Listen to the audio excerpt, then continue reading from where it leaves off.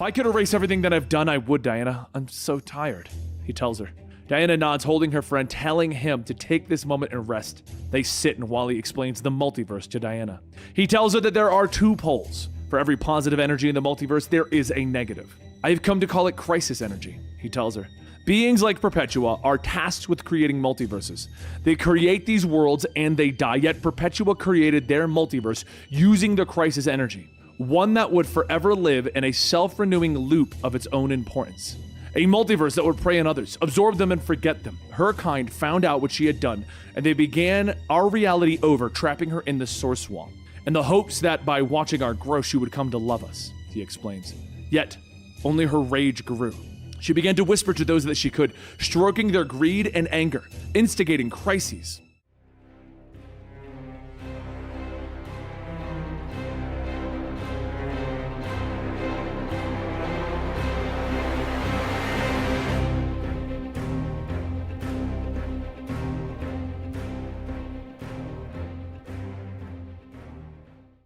Hal and Duke want to know what's going on, so Batman explains. No use in hiding anything now. He looks at the machine, which is the machine that he used at the end of Batman's Missing Days, the Super Heavy storyline. He explains that it was his final invention, a device that would allow Batman to live on forever. But before he could finish it, he died at the hands of the Joker. If not for the metal, for the Dynesium, he would be gone for good, and ultimately this machine brought him back to being Batman. But something happened. When he entered the machine, he saw versions of himself across the entire multiverse, dying.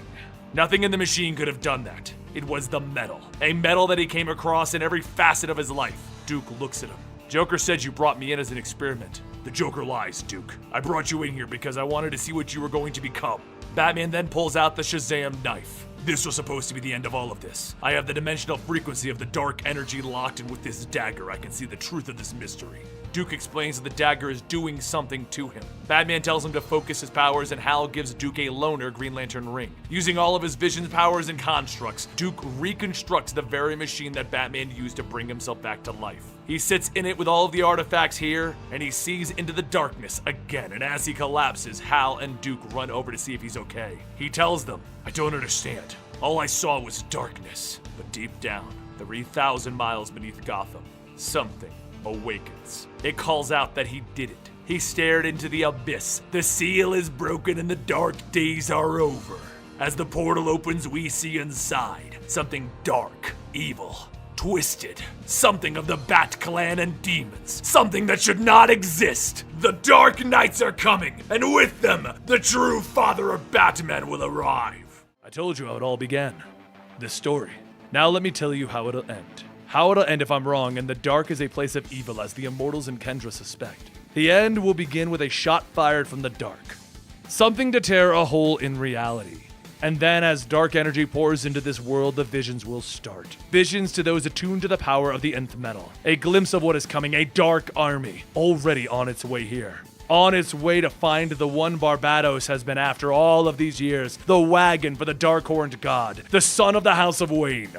In the Batcave, Batman is looking over the medals while Alfred begs for him to tell the League what he knows. And if Wayne is prepared by the Judas tribe, if the agents of Barbatos have set into motion his coming, then there will be no running for him, no running for any of us. Barbatos has been after his target since the dawn of men. It first saw him in the final moment of crisis, and now if you are reading this, a second moment is upon us. I have left this journal for you in your house, the house of the family that I trust most. Turn from the tribe bat to the tribe bird, the Waynes. It will make its presence known when it feels the dark energy. And I leave this for you to tell you one thing.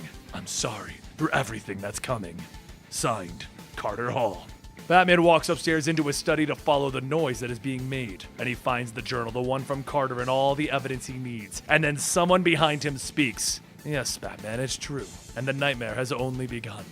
The world is set on a mission to find Batman. He's missing with the metal and he's trying to solve this himself. But the League just wants to help him, to assist in whatever is going on. They're trying to track Batman's heartbeat and the signal, and what they find is a group of people dressed as Batman. While they manage to stop most of them, Superman comes in grabbing one of them, telling him that he knows that this is the real Batman. Batman tells him, fine, I'll explain. I'm the doorway and I believe it. The first metal was Electrum, which I found in the labyrinth of the Court of the Owls. The second was Dynesium, when I fought the Joker to my own death and it brought me back to life. Prometheus lithium I used in the machine to revive Batman. And now the nth metal, which I exposed myself to when I was looking into the dark universe myself. There's only one metal left, and when it touches me, I'll be the doorway and I'll open up a path for Barbatos to come into this universe. How do we stop it, Bruce? I don't think we can, Clark. It's happening now in Metropolis. All over the world. Metal's laced by the Judas tribe. Conductors are screaming out that Barbatos is coming. There has to be another way, Bruce. And then he realizes something. And he punches a hole in Batman's chest. Batman turns back into Clayface, and Superman is holding a transmitter. One that is displaying Batman's heartbeat live. Superman hears it and he tells Wonder Woman,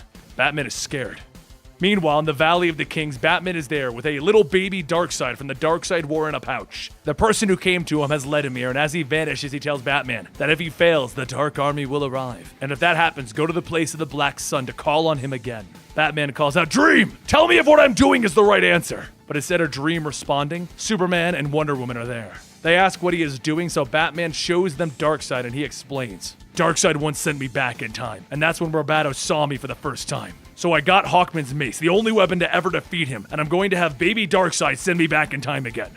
Wonder Woman tells him, you can't. The last time you only escaped because... And Batman stops her. Because Barbatos wanted me to. This time I'm not coming back. Watch over my family and tell them to become better than I ever was. Tell them all I'm sorry. But sadly, this is all a trap set up by the Immortals. Batman thinks he's in the tomb of Khufu, but it's actually the tomb of Hafset. And as the dark energy begins to course through the tomb, the ancient priests of Barbatos walk out. The members of the Court of Owls walk out as well, and they reveal themselves. The whole thing has been a setup to get Batman to this location, to be stuck with the last of the metal. Because it is here in these tombs that Batmanium lives! It pours out of his eyes and it begins to code Batman. Dark sadistic chanting begins as the Court of the Owls cries out, Hail Barbatos! He'll reward us! He'll chain the world and we shall rule them! And the first thing that they see in our world are 3 Robins, but dark and twisted Robins, all pale and biting into the members of the Court of the Owls to eat them and chew on their insides. They chant, Crow, Crow, Crow, Crow! And Superman and Wonder Woman look up to see where Batman stood and they ask the people, where is Bruce? What did you do to him?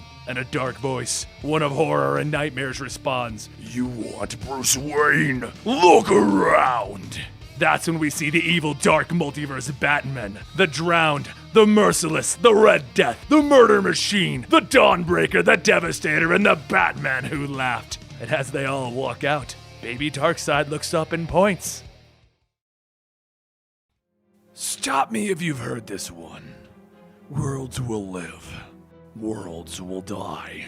But imagine if your every fear, every bad decision gave birth to a malformed world of nightmares. A world that shouldn't exist, and desperate as it fights to survive in the world of the true multiverse far above. Welcome to the Dark Multiverse, home to the stories that never should be. It's all one big cosmic joke, except no one is laughing on this side. Well, almost no one. Listen close. Now this is a story of a world's end, a world transformed. Witness the rise of the Dark Knight. On Earth, -52, the world is ending. Bodies are being pulled up into the dark red sky of death, and the Flash is running through it shouting, It's getting worse. Central City is coming apart. We shouldn't be fighting. This may make you wonder, who is the Flash talking to? A lightning bolt hits down in front of him, stopping him, and as he dodges it, the fire scorches the earth to his side, while ice hits the other side of him. He turns back to this person. This is bigger than both of us. We have to do something before it's too late. And the person he's talking to is someone desperate. Batman. And he has each of the rogue's tools, the cold gun, the weather wizard wand, the heat gun, and the mirror gun, all at his side. As usual, you're late, Flash. It's time for you to let someone else have the Speed Force. Batman, I told you I won't give you the Speed Force. I've lost people I love too, but... Batman raises the cold glasses. Then you should understand. If you don't help me willingly, I'll make you. Flash begins to charge up his Speed Force. You know, the things I've done. The mistakes that I've made with these powers in the past. It's impossible to be everywhere at once. Batman looks back at him. Unlike you, I tried to be, and it cost me my family. And that's when we see a flashback of a graveyard of the Bat family dead. Flash runs up to him, so Batman leaps out of the way, going through a mirror with the Mirror Master gun to dodge him. Why do you think you're gonna succeed with the Rogue's weapons when they couldn't, Batman? And the Batmobile comes crashing through the wall. You're right. My toys are better. It didn't have to come to this, Flash. I asked for your help and you rejected me. If our roles were flipped, I would have used every tool at my disposal to get you what you needed. Metallic batarangs go flying through the air and the Flash dodges, telling him, I said no because your plans for the Speed Force are a dark path to run. I can see you hurting and desperate. Bullets begin to fly as the Flash continues to dodge. After my parents were murdered, I traveled the world to learn everything about science, martial arts, and the supernatural to become Batman, but it wasn't enough. Not for Jason, Tim, Dick, and Damian. Gotham did what it always does. It takes and takes and takes. I need to find a way to stay one step ahead. Batman gets out of the Batmobile, throwing a gas grenade at the ground, and with each day I feel myself getting older and slower. I need the Speed Force, Flash. Flash throws a lightning bolt into the gas, hitting Batman with all of it. He then stands over the fallen and defeated Batman. I'm sorry for what happened to your family. I am. But it won't end there. We have to figure out how to save everyone. Together. Batman tries to collect himself. You're right. You're a good friend, Flash. I could always count on you. And your compassion. He turns and freezes the Flash's leg in place, and then with one punch, he knocks him out. The Flash wakes up with his mask torn, asking, where am I? And then he realizes what Batman has done. He has chained the Flash to the front of the Batmobile and he's driving at top speed as the Flash calls out, what are you doing? Batman explains, I studied your design for the Cosmic Treadmill and I repurposed its engine to let me harness your connection to the Speed Force. I'm going to race into it and steal your connection. The Flash looks back, trying to turn his head with the chains holding him in place. Bruce, don't! The mistake I made when I vowed to my parents that I would save Gotham is that I was thinking too small, Barry. I should have promised to save the world. He hits the gas pedal to the floor and it roars as they begin to see the wall of the Speed Force breaking. Flash screams out, you can't access the Speed Force this way! You can't force it! It's going to rip us both apart! The lightning courses in front of them exploding and something twisted, something deranged begins to happen. I know, Barry. No! I'm sorry. Please, Bruce! But now we can save the world. Bruce! And their faces begin to tear apart as Bruce tells him, together. Flash looks back at him with nothing more than a skull. You can't give up like this, Bruce. There's hope, Bruce. There's always. With that, they are both torn to pieces. Across Gotham City, every rogue in Batman's gallery is suddenly and quickly torn apart and killed. Because no longer is there Batman. No longer is there Flash. There is something else. And as he kills every villain at a speed unheard of in Gotham, he tells himself, and himself, my name is Bruce Wayne. But there's another voice in his head. No, Bruce, don't kill! I'm vengeance. Stop this, Bruce! I am justice. Stop this, Bruce! Don't! I am Batman, Red Death. Please, Bruce, stop! Before, I used to spend so much time alone on the rooftops, dwelling on my actions, but now I don't have to think twice about the Speed Force. It released me. I have saved Gotham, and now I will save the world. I finally have all of the time that I need. But the whole time, the voice in the back of his head, the voice of Barry Allen, is telling him to stop this. And regardless of saving Gotham, Batman finally sees the larger problem as Wayne Tower begins to fall at the end of the world. He looks up to see the sky is torn apart. The world is breaking apart, and I'm not fast enough to save it. But there's something deep down that hopes that I can do it, that I can save everyone. And another voice speaks, the one of the Batman who laughs. Even if it means the destruction of another world, would you sacrifice others to save yours? Barry pulls himself free of Bruce for a second. Bruce, it's Barry, stay away from him, don't listen! But Bruce shakes his head, pulling Barry back inside, reaffirming his connection to the Speed Force. What? Who are you? Someone very much like you. Someone who lost his world simply because it was born down here. Our worlds aren't meant to last. They're destined to die. It's a cruel law of nature in this place. You can feel it yourself, can't you? Your time was meant to end. But what if I told you that there was a world far, far above that was destined to live? Batman puts on his mask, asking, tell me more. Over on Earth Zero, the first world of the multiverse, the evil Batmen of the multiverse have now all arrived in issues 1 and 2 of Metal, which we have on the channel. You can watch it, I'll link it down below. Each of those Batmen has now run off to handle their own affairs, and in Central City, Iris and Wally are getting lunch when they see the red comets hitting the ground. Then glowing red bats appear around them, and Red Death stops in front of them. He looks at them. The Flash's family. The Barry Allen in his head tells him, don't hurt them.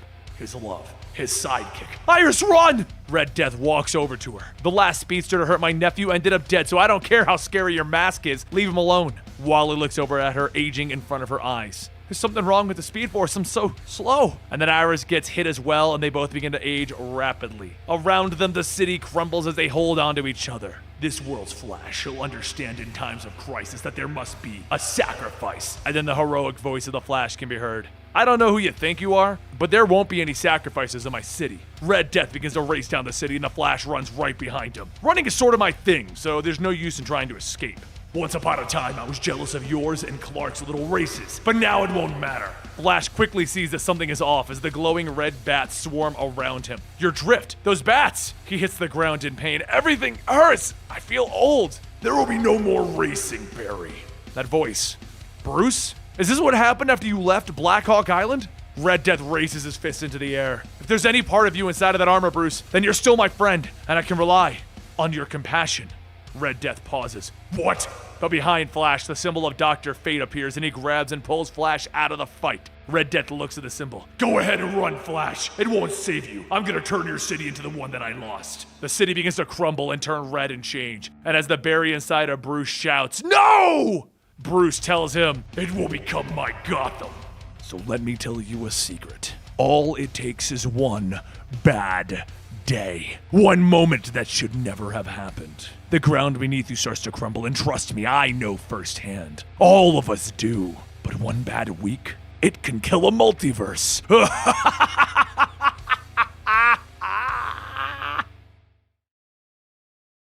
On Earth Zero, the first world of the multiverse, there's a ringing going off and Cyborg asks his father, "What's that ringing?"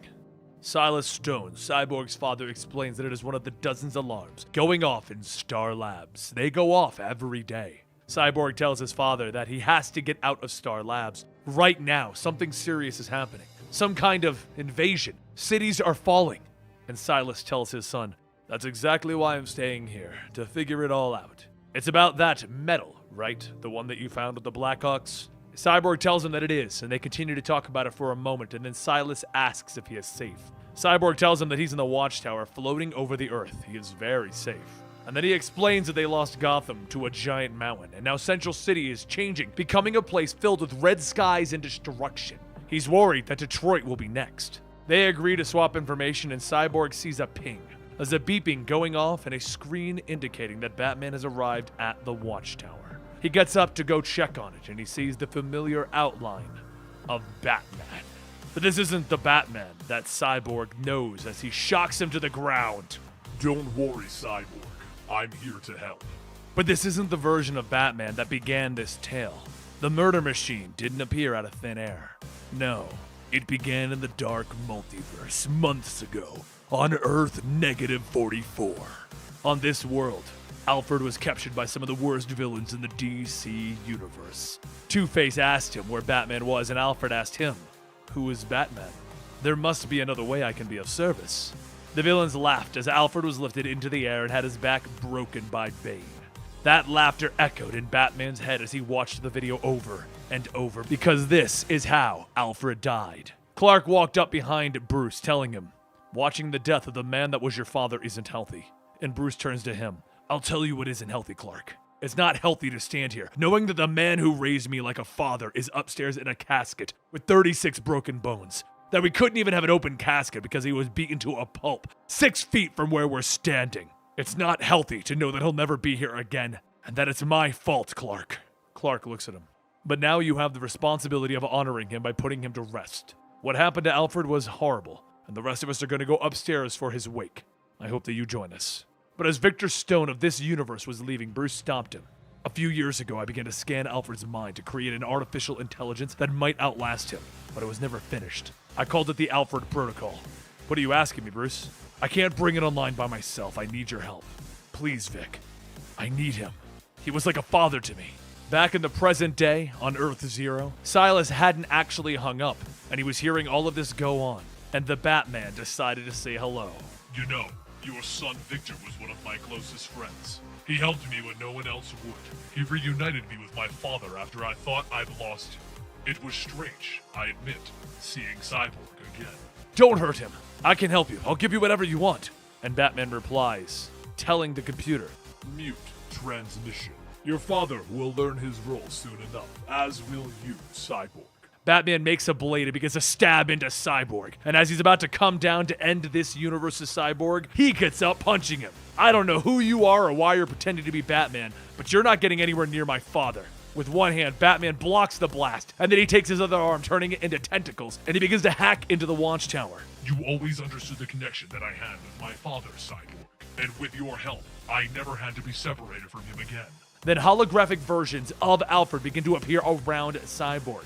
How may I help you? He asked as he reached out with the blast hitting Cyborg. Back on Earth, -44, a month ago. Those data versions of Alfred asked the same question of Bane. How may I help you? But this isn't one version.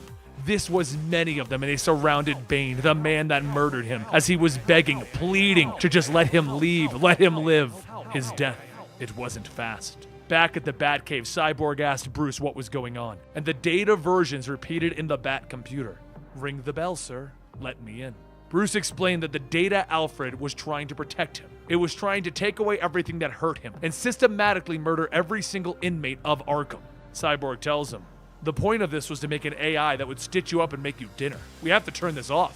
I agree, Cyborg. He's doing this to protect me. If I just let him into the Batcave, I can reprogram him. No, Bruce, you can't. This is a hungry virus looking to spread and feed. Bruce looks up. I already lost him once, Vic. I can make him better. I can keep him. Look, Bruce, I'm gonna figure out a way to break through. Whatever you do, don't let him in. Do not let the Alfred protocol into the Bat computer. And as he walked out of the cave, Bruce could hear the virus asking him, let me in, sir. Ring the bell. Let me help you, sir. Back on Earth Zero, Batman, now patched into the entire Watchtower system, explained. You were wrong, Vic. The best thing that I ever did was let him in. I still remember my fear when they surrounded me. I realized my plan wasn't going to work. I would not be able to reprogram them in time. They grabbed me, spread throughout my body, and I screamed in fear. That was the first thing that my father fixed in me. He took my fear away, and then my sadness, and then my weak human flesh. He rebuilt me. And using the villain's monologue, Cyborg leaps up, blasting the Data Alfred in the face. And as he drops Data Alfred, he tells Batman, I've been outmaneuvering every attempt you've made to enter our computers in the last few minutes. You aren't getting into the Watchtower. I built this. If anything, you've opened yourself up to me. And the Batman looks down on him. I don't have any weaknesses to exploit, Cyborg. My father built me that way. I'm sorry your father didn't do the same for you. You failed to see that I had no interest in your systems. I was gaining access to the Star Lab systems in Detroit. In an instant, you have crippled your nation's military and given me Detroit to reshape as I see fit. And down in Detroit, the Alfred Protocol is running rampant, destroying everything and killing everyone. Cyborg screams out, no! And he begins to blast more of the Data Alfreds, and Batman looks at him. I'm sorry, Victor, but how could you stop me here when you couldn't stop me in your own world? Once I became one with my father, you gathered the League to fight me, but I killed them all until you were the last man standing. And then we see back on Earth, -44. The Cyborg there was trying to reason with Batman, tried to argue with him. He told him that he knows that he doesn't want to become a murder machine. And Batman told Victor, I am exactly who I want to be. My father was the only one there for me, and everyone else is a weakness. A weakness I am willing to shed. And then he tore Cyborg's head off of his body. This should have been a great beginning, but the cruel trick of the multiverse is that my world was destined to die. So I learned of another world and a man who would allow me to leave the world I was on. Cyborg on Earth Zero tries to take a swing at Batman, but that's when he's grabbed from behind by a massive hand with claws. I'll unmute your father now, Victor. I want him to hear this. Then Cyborg looks up to see all of the evil Batmen, and his father is forced to listen as they each beat into him, tearing off his limb, leaving nothing but lumps of flesh. They leave him with broken circuitry and blood, and the whole time his father is forced to listen to this. And once he is beat, Batman hangs up the call as another one walks out of the shadows. The Batman, who laughs. The man telling us the tales of horror and terror. He leans down as Cyborg asks him, why? The truth is, we're only here because the world is dark enough to dream us into existence. Because deep down, it needed us to protect them from themselves. We all heard it, echoing through the cosmos. The great ringing. And we came, not with a question of how to help you, but the answer. As the walls crumble, a voice can be heard, one that is familiar, yet terrifyingly different. Edward Nygma, I know what you're thinking. You're thinking, this is impossible. You see my height, my builds. You hear my voice, and you know who I am. You know I am Batman, but also that I am not. You know that I am something twisted and wrong, and that terrifies you. But you shouldn't be afraid, Edward. You should be excited. I didn't come all this way to fillet you like I did in my world. I came here to deal with you. Edward is terrified as the Batman Who Laughs holds a card in front of his face. What kind of game are you playing? No. Your thinking is all wrong. You get to decide that for yourself. All your life you lived by a set of absolute truths, hard and fast rules that can never be broken. Well, with this card, the rules, they are broken. And you and your friends can reshape reality as you see fit. Take the card, join the fun, build the city into an impossible riddle that makes me laugh. And at that moment, the orb reveals where it's been leading them, to the side of Mr. Terrific. It's one of his T-spheres. He explains what's actually been going on. Before all of this, Batman tasked him with investigating an unknown region beyond the known multiverse. He knew that something was coming. They've all been encountering these cards on their journey through Gotham. The metal that they are made of is incomparable energy. They are what is changing the very physics of Gotham. There are 7 twisted and depraved versions of Batman, and the one running the show is the most frightening of them all. He enlisted the help of Batman's greatest rogues, presenting them each with a card and an opportunity to recreate Gotham in their image. Of course, they each took him up on that. As they begin to run to the end of the maze, Nightwing stops because of another vision. One of music in the same chords over and over, and he also sees something. A giant machine with the Teen Titans, Croc, and the Suicide Squad all connected to it like batteries, heading to the mountain. And Nightwing tells them, I know the plan. I could see it. They're using the cards to change people's vibrational frequencies so that the universe that we are in will tumble into the dark multiverse. They're trying to destroy everything. And Mr. Terrific tells him, it's already started on the mountain. There are hundreds of bodies strapped to it, being consumed by it. So the answer to this whole thing is simple. Stop the machine, save their friends and the city. They make their way to the machine and they find that it's walking through the city itself. And as they run towards it, Dark Damian lands in front of the good universe version of himself. I think it's time that you and I had a little heart-to-heart. On top of the machine sits Bane, now that they are in his realm, and he has an announcer who tells everyone, let's get ready to rumble! Harley begins to try and smash the machine, but Mr. Terrific tells her to stop. If they do that, they're gonna kill everyone hooked up to it. Harley sees Croc and tells her, kill me. Kill us all. I've seen Barbados in the world that he's making. Kill me now. And that's when the music begins to blare as the Batman Who Laughs rides up on a hot rod with a gun attached to it and fire blowing out of the exhaust. See, out of all of the realms, this one might be my favorite. At least Bane is a man who knows what he wants. Right, Dr. Quinn? Harley is shocked. Mr. B? It's good to see you again. I've missed you. See, in my world, you and we've actually ridden off together in the end. Isn't that right, Raven? Raven tells everyone to run. This Batman is full of nothing more than evil, and he leaps out of the car. That's because I couldn't find a good therapist to talk to. Harley thinks about it for a second, and then the little demon Robin show up dragging her off. Everyone begins to break out into a fight, and the Dark Damian begins giving problems to Damian and Nightwing. That is when Green Arrow pulls out one of the arrows that has the metal, and he fires it into the little demon child. The Dark Damian grabs Robin, throwing him in the way, and Green Arrow falls to his knees asking himself, what did I do? Bruce, I'm sorry, I failed you.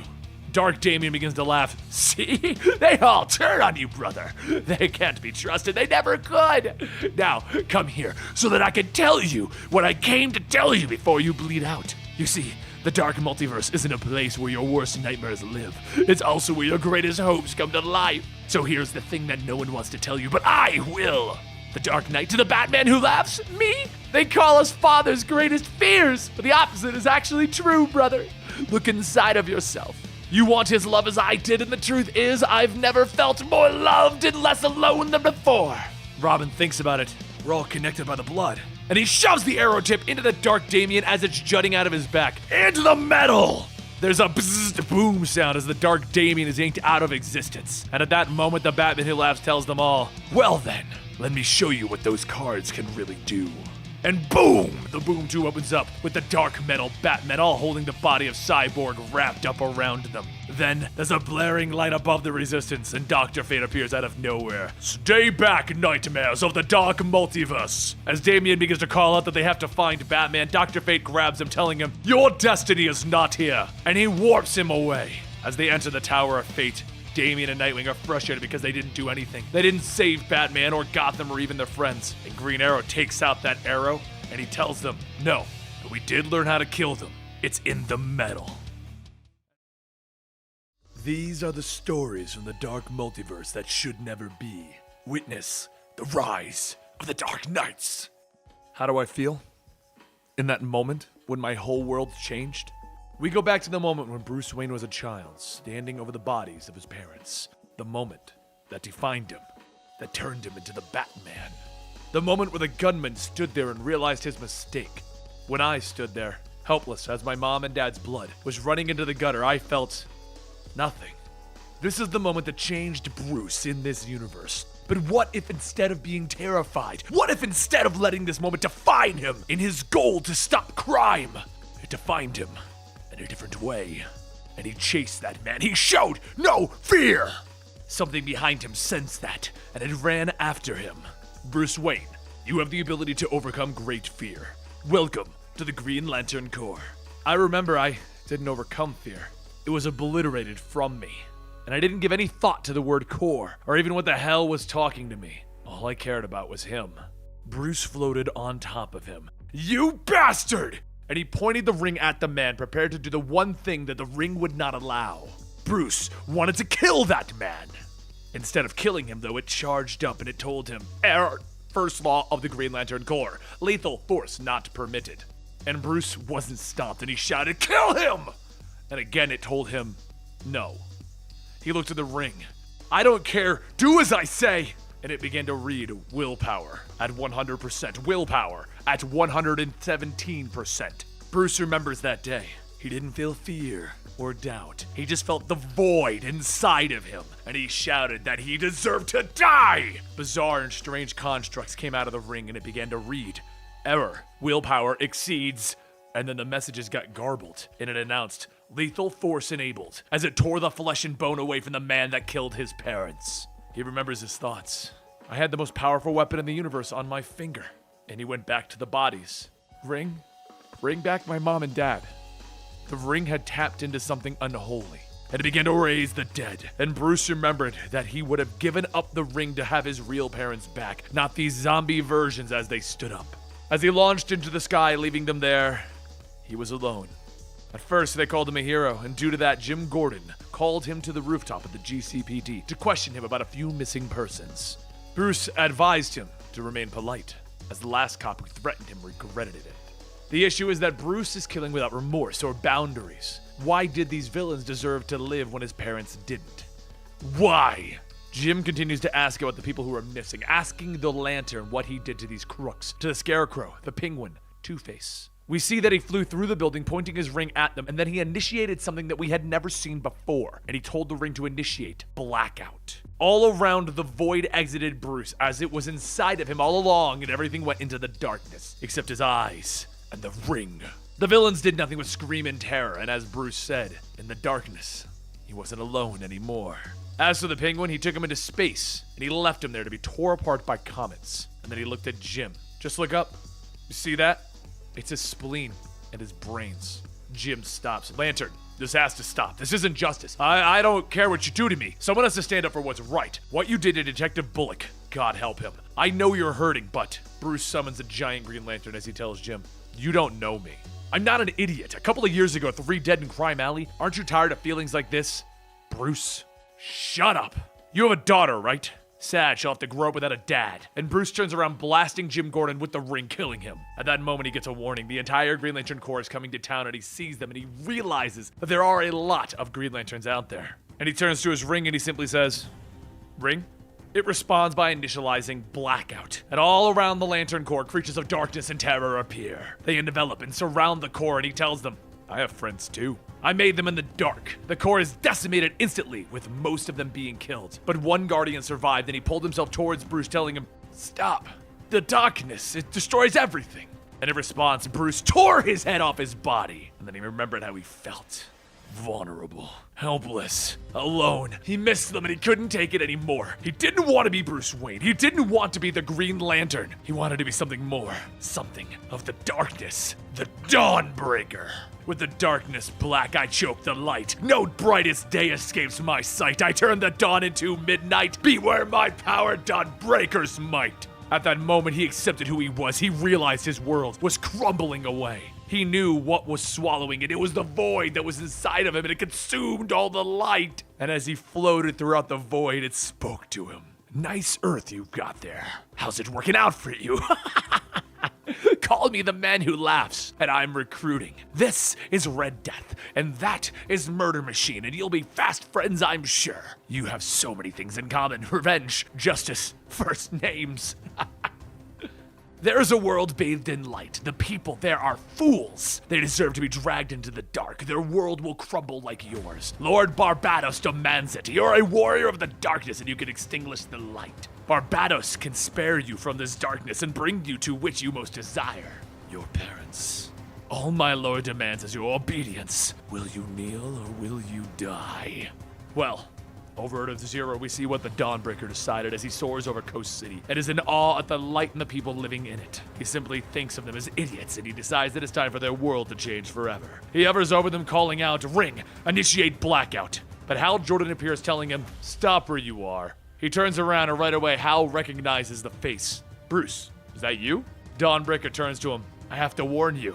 I've killed Green Lanterns before and I'll do it again." The creatures in the darkness of Bruce's ring begin to pour out and bite and snap at Hal Jordan's feet. He calls out to his ring to stop it, but the ring is confused and has no idea what this even is. With that, it swallows up Hal Jordan into the darkness, and without the light, there is no Green Lantern's might. Until a symbol appears in the darkness, one of fate, and he draws Hal Jordan out of the fight. Leaving Dawnbreaker alone in Coast City as the blackout protocol hits the whole thing. The world of light, a city of hope. Disgusting. Let them feel helpless. Let them feel the void. Let them feel like me.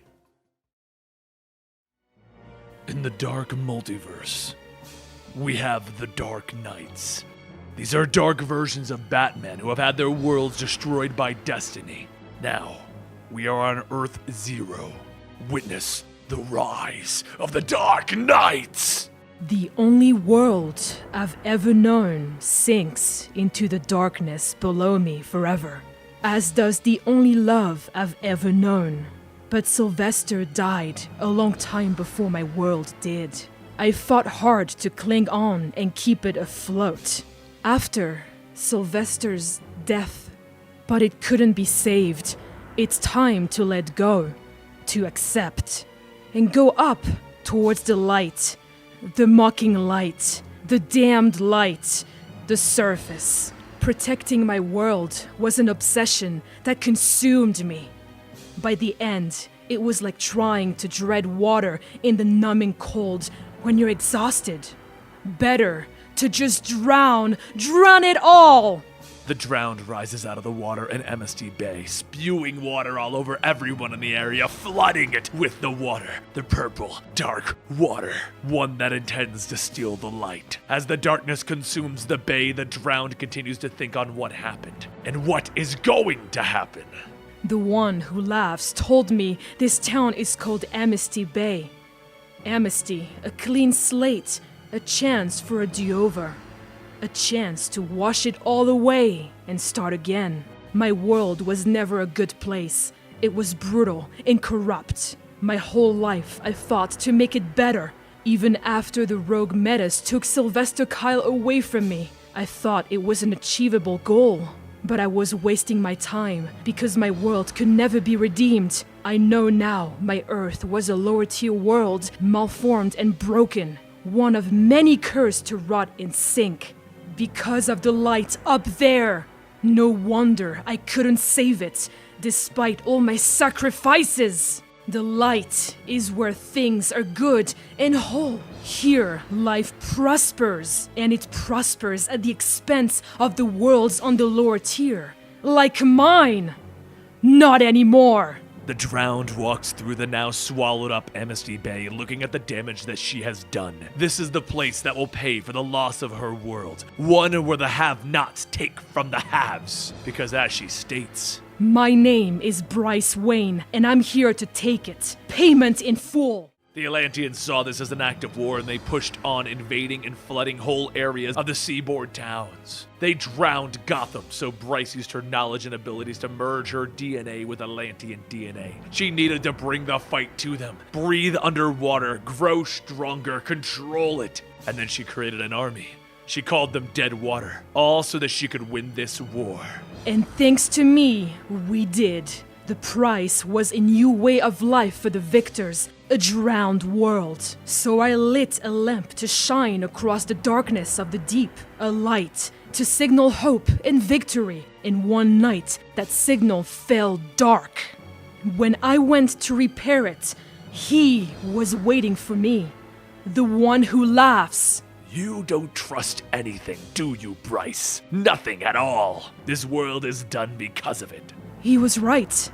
I never trust anyone or anything, but I trusted him. But it's not really your fault. It's the light you see, the light up there. So the Batman who laughs showed Bryce the upper worlds, the worlds of light, and how hers was just a lower tiered world in the darkness. He also showed her the other rejected Batmen, the Dark Knights, and then he laughed. You see the light up there? Right up there? How it mocks us all? It's an unsullied multiverse where all is bright and ascendant. It's why we suffer. It's why nothing can be made right. That world is the perfection that you dream. You are its nightmare. That is how the Drowned found her way to Amnesty Bay on Earth Zero. The dead water spews out of her mouth, covering Aquaman and Mera. Bryce's water. Bryce's rules. Aquaman calls out to Mera to warn the League, but Bryce grabs her by the throat, telling her that she's not going anywhere. She then puts the dead water into Mera, and her face begins to change as she screams. And once she stops screaming, she isn't Mera anymore. She leaves back to attack Aquaman as he panics, calling out, "What have you done to her?" But before Bryce can end this, a symbol appears overhead, one of fate and destiny. It removes Aquaman from the fight, and without her Aquaman to kill, Bryce turns on her symbol, her sight of victory. My Amnesty Bay begins here. I light my signal, my light, to show this world my intent. I'm going to drown it all, this whole world! This is Earth -12, back when it all started. It was supposed to be the final battle, the last battle between good and evil. We fought together, Diana. We thought it would be the end. If only we knew. The real war had just begun.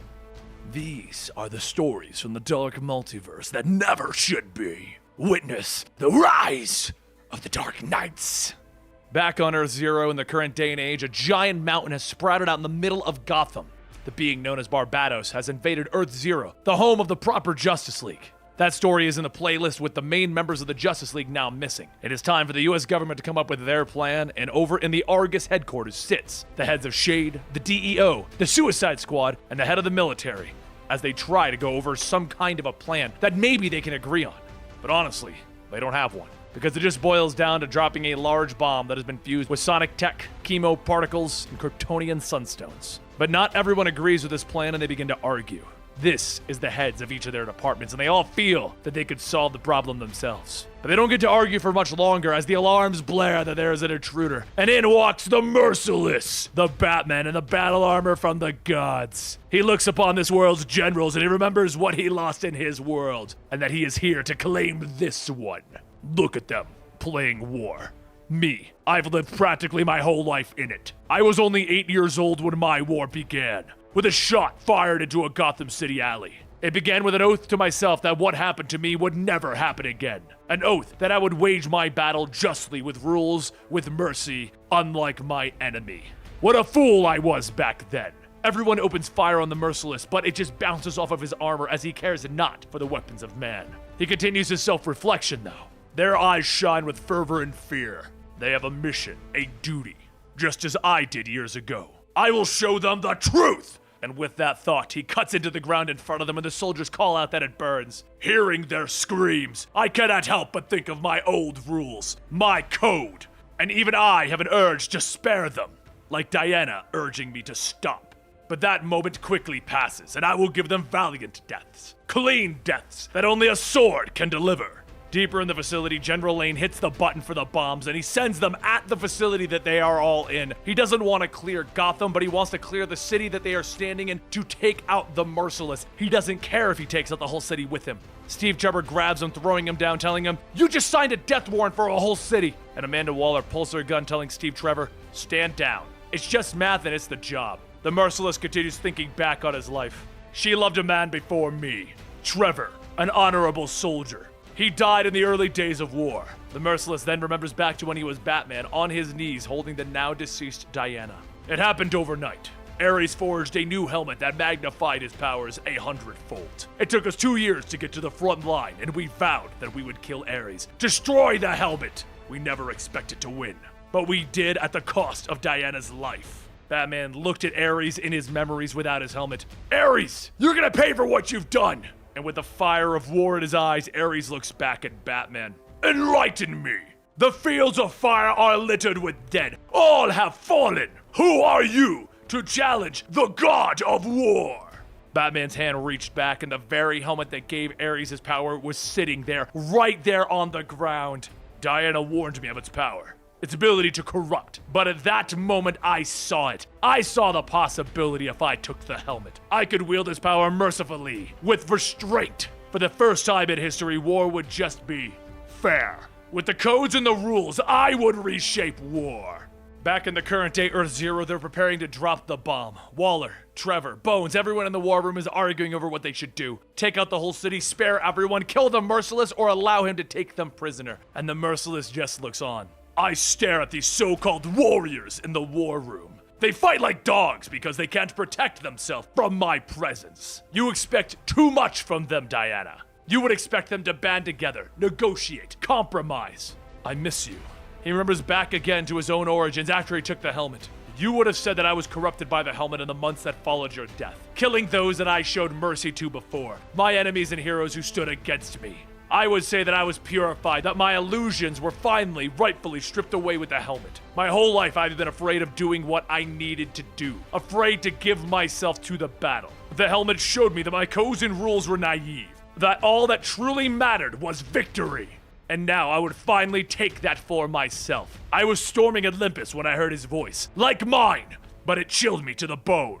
What the Merciless didn't know at the time was that this is one of the darkest versions of himself. The Batman who laughed. It's a losing war, Bruce. You're playing the game right, but the rules are stacked against you. Trust me, I've been reading up. You're never going to see the end of your glorious war. You'll never be able to build a final world from the ash, or prove to Diana in the end that this scorched path was right. In a matter of minutes, this world will cease to exist, and if not for all of the explosions, you would have already felt its tremors. You lie! That helmet of yours let you peer into the hearts of man. Now, I might not have a heart, but you can sense who I am, can't you? You know that this isn't a trick. You know that I speak the truth. And you know that I wouldn't be here if I didn't have an offer to make. Your war here is over, but a greater war is on the horizon. You've lost so much, Bruce, to prove your way was right. So let's prove it to everyone once and for all. I had nothing left to lose, so I followed him. A new battleground. For here is the truth, Diana. The truth that the helmet teaches. There is no war between good and evil, right or wrong. There is only the war for survival, and it is a constant and total. In the red, the weakest feels the teeth in the back of its legs, and in the green, the hungry vine creeps towards its neighbor. Our worlds were weak compared to this one, the one above. Together we would conquer it, wage war against our fate, against those that would call us nightmares. I kept my eyes on him when we arrived, as I could not look at you. Meanwhile, the team with the bomb dropped it onto the city, and there was a massive explosion, coating the whole area. Once everything was destroyed, there stood one monument, one new leader. A throne in which the Merciless sat, and at his feet kneeled the previous leaders of the government. Now they see the truth. Their precious weapon only makes me stronger. It feeds my hunger. With this helmet, I could make them fight for my amusement. But that would be merciful, and instead I'll make them watch as I conquer their world. You warned me of its power. Warned me that once I put it on, I'd never be able to take it off. I love you, Diana, and I'm sorry. Sorry that you tried to take it away from me. But what was I supposed to do when I saw that you were still alive? That Ares had only stunned you. You reached for it, Diana. For the helmet. And I had to strike you down. In Smallville, Kansas, Damian and John are putting on a rock show in the middle of the park. Watching this show are Bruce Wayne, Diana Prince, Lois Lane, and Clark Kent. Bruce takes a moment to thank his friends for being there for him, helping him fight against his worst fears brought to life, for helping him defeat Barbados and the evil Batman that had invaded this planet. His curiosity brought one of the worst things the DC Universe had ever seen, and with the help of his friends and allies, Batman was able to defeat them and send them packing, saving this world from being overrun by the dark multiverse. Diana tells Bruce that they get it. But you know, Bruce, you need a better writer for those non-brooding moments, those touchy-feely times. Bruce smirks. Okay. I might not be the most eloquent, but at least it was from the heart. I went for it, right? I mean... Then everyone sees blood forming on his t-shirt, soaking through, showing the bat symbol. Clark calls out, Bruce, you're bleeding. And he tells him, Carpe diem. The hand of Barbatos bursts through Bruce's chest, grabbing Clark as he calls out, Not again! Then a giant Barbatos crawls out of Bruce holding Superman. We beat you! We beat you! You only beat me because I let you. You see, you haven't won anything. I let you live. I wanted you to see this. Riding up from the fires nearby are the Dark Knights, twisted versions of Batman from across the dark multiverse whose sole purpose is to destroy the universe and claim what remains as their own. The only truth, Superman, is that this is the end. Barbatos yells as he pierces Superman, sucking out his energy. Except this time, Wonder Woman is there to save him, pull him out of the contraption that he is stuck in. He looks around at Metropolis, seeing everyone is in the form of Doomsday, Superman's worst enemy. They've all been changed by the Devastator, a version of Batman that perfected the Doomsday virus and spread it across Metropolis so that no one could ever be hurt again. Wonder Woman explains that she knows what he is doing. He's been defeating Barbatos over and over. Well, it's all been fake, Superman. Barbatos has been using our despair to fuel the tower. We've been tied up for 7 days, ever since the invading force walked on this Earth. Superman asks her, where are John and Lois? Diana tells him that Lois was changed into one of those Doomsday creatures, but she saved John. So Superman looks at her. Where is Barbatos?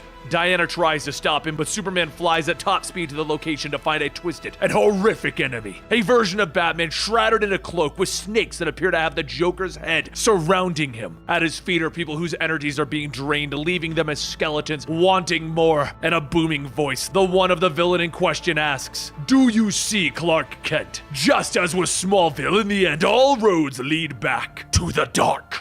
The darkness envelops Superman so that he can't see anything, and then he hears Batman's voice calling out to him, followed by the fist of the Devastator as he punches him. The origins of this Batman are in another video, but suffice to say, he has merged with Doomsday, containing the power of one of the beings that can kill Superman. The punch launched Superman into Gotham, where he landed in Crime Alley, and outsteps the Batman who laughs with his Jokerized Robin children. Superman looks at him. If you're a Batman, then there has to be good in you somewhere. The Batman who laughs, whose origins are in another video, tells him, Clark, that's exactly what you said before I killed you and your family on my worlds. Then the Devastator appears again, spearing Superman and pummeling him. Every Dark Knight begins to arrive, from Red Death to Godkiller to Murder Machine and the Drowned, all here to kill the Superman of this world and stop their greatest threat. When suddenly the symbol of Dr. Fate appears and outruns the Flash, grabbing Superman and running him back inside. They run between the fates and the threads of reality until they arrive in the bar. The Oblivion Bar, where all of the survivors are currently hiding. Flash, Hal Jordan, Aquaman, and Wonder Woman are all here from when Dr. Fate picked them up at the end of the Dark Knight's origin stories. All are in the playlist linked down below, but after they were all separated, here is where they arrived, to come up with a way to win in this day.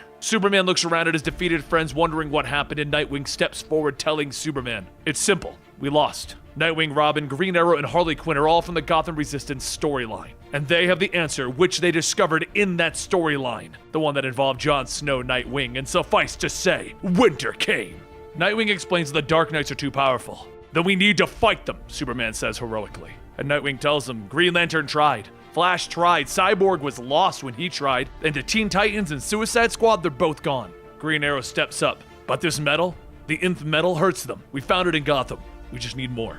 So Dr. Fate steps up. There are pieces of nth metal still floating around that we can recover. Steel's helmet, Plastic Man's egg are 2 pieces. And Mr. Terrific confirms it, that the egg is vibrating at the frequency of nth metal. Using this, he can track the other pieces, beneath Atlantis, in deep space, in the center of the multiverse. Wonder Woman decides that they'll split up, with some of them taking the metal-sensitive people to each location to track the nth metal. They will go to the location in space. They will go to Atlantis. But when she says that, Aquaman tells them that he can't go there. It's inaccessible. While Hal and Arthur begin to argue over the laws of Atlantis and his place, Mr. Terrific tells them that he is getting a third reading, one from within the dark multiverse. Superman steps up.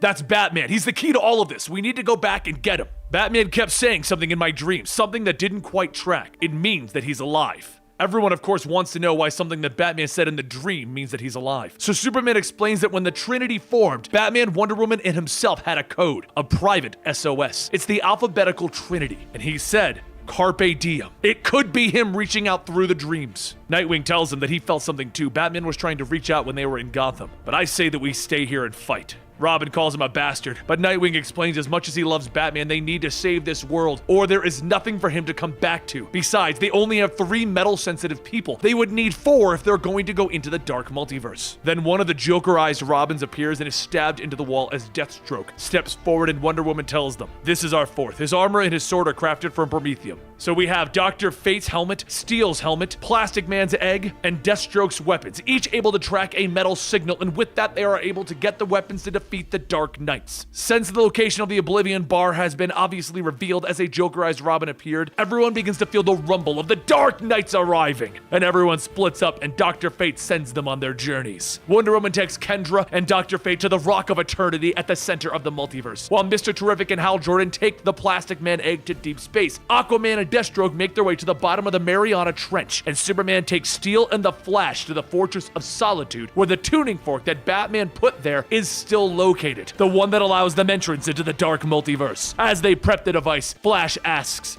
what does Carpe Diem even mean? And Superman explains that the code is simple. It's based on their names. If Superman was in trouble, he would call D and B for Diana and Bruce. Diana would call B and C for Bruce and Clark. And Bruce would call C and D for Clark and Diana. So Carpe Diem is his way of calling out. The Flash is a little iffy on that, but he helps Superman anyway, and they run at the right frequency at top speeds to open up the door. Superman flies through it, crossing between dimensions, and he hits insane speeds, thinking to himself that this is it. He has solved the whole thing. There's no way that this could be a trap. As he exits into the vast, dark multiverse to see all of the drained Supermen bound to a massive tower, and they begin to grab and pull him down, calling out that they've been waiting for him. He then hears it. Bruce asking why he came here. Why is it that he showed up after he warned him? At the start of the dream, Damian and John played the reverse of the code. It was the only way to get the message out. D and C notes. He was trying to warn Superman not to come here. Barbados needed Superman to complete the circuit so that he could sink the world into darkness. This was all a trap to get Superman attached to this giant battery. Meanwhile, back at the Fortress of Solitude, a message was shot out by Cyborg, the same Cyborg that has been missing ever since the murder machine arrived and stole his body. He manages to get it out to the League, Flash, Hal, Aquaman, and Diana. They are out of time. The Dark Knights are here and they're coming for them. Weird-looking boom tubes begin to form across the galaxy, sucking in the League members, leaving the others to find the medals. Hal, Diana, and Aquaman are all grabbed and removed from their teams. But back at the Fortress of Solitude, Flash and Steel stand there as their window opens up and out drops Murder Machine and Devastator. Steel looks at them. You know, I've never really liked Batman. And Flash looks at him. Well, you just gotta get to know him, and you're about to get 2 chances. Murder Machine quickly disables the suit that Steel is wearing, and then Devastator destroys the tuning fork that allows access to the dark multiverse, with plans to rebuild it. Flash panics, realizing that Superman and Batman are now trapped on the other side, and Steel tells him to get out and find help. So the Flash takes off at top speed, with a crack-a-boom! But the whole thing was a trap that the Flash would run into their boom tube, which spits him out into Central City. He sees Iris and Wally old and aged by the Speed Force storm, and then as he's reassuring them that he'll save the day, the ground beneath him splits open and he falls into a cave. Everyone in the League is in one of these caves. Hal, Aquaman, Diana, and Flash, and the voice of Bruce reassures them. Everything's gonna be alright. It's gonna be okay. Flash asks if he's here to help, and Bruce tells them, I am. Let me get the light. They all realize that they're in bat caves, each built by a Dark Knight to destroy their enemies, and the voice continues. But it's not the Bruce that we know. It's the Batman who laughed. I know I'm not exactly the Bruce that you're hoping for, but I'm Bruce. We all are. Let me remind you of a story that we all have in common. On my world, I developed a way to eliminate the League, and then they found out and they were disappointed in me. I betrayed their trust. It was a dark time for the League, but in all honesty, it's not the worst that I could do. So imagine 7 Bruce Waynes putting their heads together. What horror we would be capable of if we were to, say, develop separate murderous bat caves meticulously designed with each of you in mind. So I hope you appreciate our work, because you're all going to die here. But in the end, as with all of the League members, the Dark Knights prevail, and the Dawnbreaker drags him out of the cave. He brings him to the rebuilt tuning fork where we see all of the League members defeated and being carried to it, being strapped to be sucked of their energy. And once again, their secret weapon, Cyborg. He sits helpless as the murder machine tries to tap into the Element X in his computer systems, because once the Dark Knights have Element X, they win. And where is Cyborg? He's in his own mind, trapped there trying to battle against Murder Machine's programming. But there's something else in his systems, something that maybe the Dark Knights weren't planning on. The Mother Box, a device born of Apocalypse, Darkseid, and the New Gods. This device seemingly has unlimited amounts of power and can do anything from teleport you across the multiverse to turning you into a god. Cyborg's core programming was built from a Mother Box, and now it is warning him that he needs to stop fighting the Mother Box programming. He has to allow it to absorb him, to become the true multiverse warrior that he is meant to be. He just needs to remove his human side and accept all of the Mother Box. Become the multiverse's guardian. The entire multiverse is at stake if the Dark Knights win. And Victor Stone begins to wonder if this is what he should do, if this is his fate, until another voice can be heard. Someone calling out to him, "Don't do it, Victor. Listen to me. My connection to you won't last long, but you can't give up, Victor. I've been watching you, and you feed off of your own failures. Build on them. The Dark Knights want you because of the Mother Box, but you having the Mother Box isn't what makes you special. It's your heart. Don't give in. Don't give up. I'm here for you." Victor thinks about that voice, and he considers merging with the Mother Box, and then he simply says, "Ping." Out at the tuning fork, the Alfred protocol begins to fade away as the Murder Machine's connection is broken and fading. Because behind them they hear, boom! You wanted to dismantle me for the Element X. Mother Box wanted to erase me and become me. But you know what? I'll always be Victor. And now, Dark Knight, you have to deal with Cyborg 1 million, baby! And I need my team. With that, he frees the Justice League members, breaking Murder Machine's protocols even further. Murder Machine looks at him. Cyborg is using his connection to the Mother Box to draw his power directly out of the multiverse. The League all begins to prep up. And now you have to fight us because you tried to ambush us. And we don't fight alone. The music begins to blare with the Batman Who Laughs asking, "What is that music?" Cyborg lets the energy flow. I'm blasting my theme song through my speakers. I'd play it whenever I wanted to get the team pumped up when the ball was at the 1-yard line. He smiles at the Dark Knights. Hike! They all leap into battle against the Dark Knights as the Batman Who Laughs reminds them, each of these Batmen defeated the entire League in their world, so this League doesn't stand a chance. But as the League is pushing back the Dark Knights, Cyborg reminds them that winning the game isn't about having a strong team on the field. It's about a strong bench. And with that, Dr. Fate, Deathstroke, Mr. Terrific, and Kendra all warp in through a boom tube to the battle. They continue to battle as Dr. Fate tells Cyborg, "Everyone is free. We should leave while we still can before we get captured again." But Cyborg tells him, "Hold up, I gotta find the person who helped me." He looks around and he sees Raven, trapped in a cage, and he tells her, "I came for you." She looks up with sadness in her eyes. "Please tell me you didn't give in to the Mother Box, Victor. Please tell me you were you, because if you did, if you resisted, I have hope." "You're a lot stronger than you think, Raven, but let's get you out of here, because together, clearly, you and I are stronger."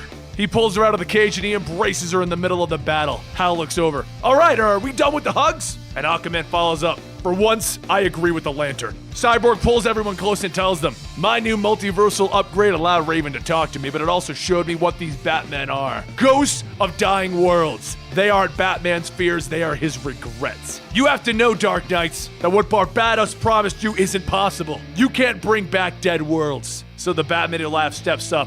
"Then perhaps Master should give you his sales pitch himself." Then above them all booms Barbados himself. "All roads lead to darkness." Cyborg holds up his hand, activating a boom tube. "Then we're taking a detour." He sucks the team into the hyper-time space between the multiverse, but it only works for a second before depositing them back out on Earth. Wonder Woman steps up.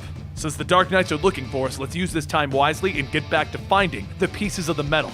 And Cyborg tells her, "Hang on, I'll take Flash and Raven. I've got an idea for a Hail Mary pass. We're gonna hack the multiverse." As everyone heads off on their missions, the Batman Who Laughs closes out our tale. "Even on this world, the Justice League needs a Batman to help them find hope in the darkness, to know that they can win.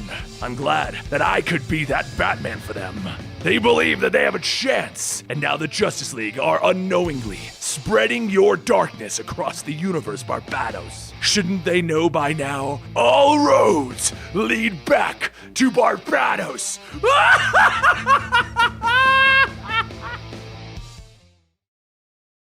I should have seen it from the beginning. I should have seen through the bright colors, those friendly eyes, the Boy Scout grin. I should have known what you were doing to me and what you were doing to all of us.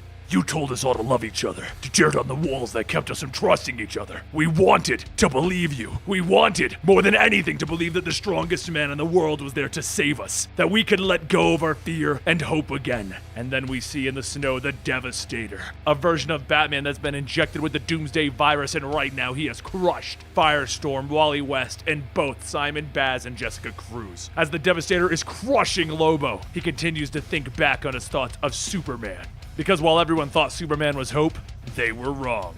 I remind myself that this isn't my world, our world, but I see the same echoes everywhere I look. Barbatos tasked me with a crucial mission, to retrieve the cosmic tuning fork underneath the Fortress of Solitude and bring it to Gotham City. If you're just now joining us, Barbatos is the being that started the incursion of the Dark Multiverse into the proper DC universe. He's leading the invasion, and the tuning fork is a device that Batman held that allows people to go into the multiverse. The heroes came here to stop Devastator, treating the Fortress of Solitude, the location of the tuning fork, like it was hallowed ground. But Devastator took them all down one by one. Now, with only Lobo standing, he takes a swing, telling the Devastator, "I'd hate to see what your Robin looks like. You don't impress me, Lobo. You depress me.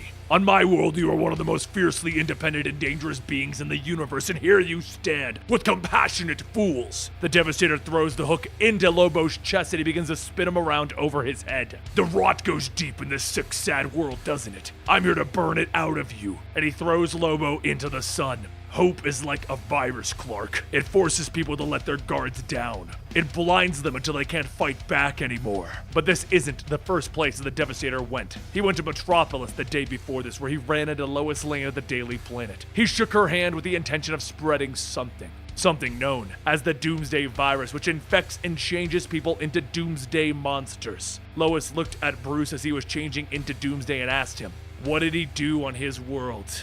He replied as Devastator, telling her, "I made it so that he can never hurt me again. I need you to listen to me, Lois. I wanted to do what I never could on my world. I wanted to save you from him." That's when we see exactly how it went down on Earth -1, the world where Batman became infected with the virus. He remembers it so vividly because it was one of the most frightening moments, as no one knew how it had even happened. Was it a solar storm that altered Superman's mind? Was it Darkseid or Mr. Mind or a new type of kryptonite? Something turned him against everyone. The superheroes spent weeks trying to find the answers because they knew in their hearts that this destructive force that was killing everyone couldn't be Superman. He was the best hope. He was the best of them. He would never tear down buildings with his bare hands for sport. They tried and they tried to save Superman, and it wasn't until he killed his own wife and child that Batman finally realized they had to stop Superman. As he stood over Batman with the kryptonite spear laying nearby and blood coming out of his mouth, he looked at him. I never understood how the other Leaguers would stand in the shadows talking about how you could beat me, Bruce. I can split you in half. I can freeze you with a breath. I can break every bone in your body. And what do you have? A spear? Do you understand how weak you all are to me? Yes, damn it, I do. And now, you won't hurt me again. It was at that moment that Batman injected himself with the Doomsday virus, changing himself into the one being that could kill Superman. He worried that he would stop in the end, that he wouldn't kill Superman because they were friends. But as the bone armor formed around him, his heart hardened, and it felt great to pummel the Man of Steel. He breathed kryptonite gas into Superman's mouth, and the bone shards all jutted out of his body, killing him. The kicker is that he could have used this virus to save the whole world, give it to everyone to protect them from Superman, but in the end, it was too late. Most of the world was dead and gone. And that's when a certain other evil Batman arrived. The Batman who laughed. There's something so satisfying in hearing that particular death battle, isn't there? I think we all know a few ways to bring the big blue Boy Scout down, but we never really think that we'll have to use them until it's too late. You're from a broken planet that was never meant to be, but I want to give you a second chance. This whole place, it's going to crumble away into cosmic nothing in the next few minutes. What if I told you that there's a world where everyone still loves and trusts Superman, where they think that he's going to save the day no matter what happens? And what if I said to you, the great big plan meant showing everyone what he really is? back on Earth Zero in the current day, the Doomsday virus is beginning to jump from person to person in Metropolis. Then Supergirl, Superwoman, and Guardian all arrive. Supergirl looks at this Doomsday Batman, telling him, "I don't know what you are, but you're in Superman territory." He responds by throwing Supergirl into Superwoman and the battle begins, but Lois takes this chance to run back to her apartment that her, Clark, and John all live in. She has a son to think about. She shows up with a hoodie to hide her face as she is changing into a Doomsday Lois, and she sees him watching the battle with the Super Family and Doomsday. But before he can jump in, she tells him to go into the room in the back. It's their panic room, and it will seal so tight that Superman himself can't even get in. And then she locks herself on the outside of it. All of Metropolis is turning into Doomsday, and so is she. Superman will hurt no one again.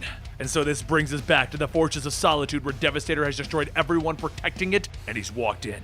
He picks up the tuning fork, jumping into the sky, moving it to Gotham, where the next stage of Barbados' plan can begin. The very foundation of reality is about to be torn asunder and be broken. Because of the Dark Knight's worlds are doomed, so should this world. It should be broken.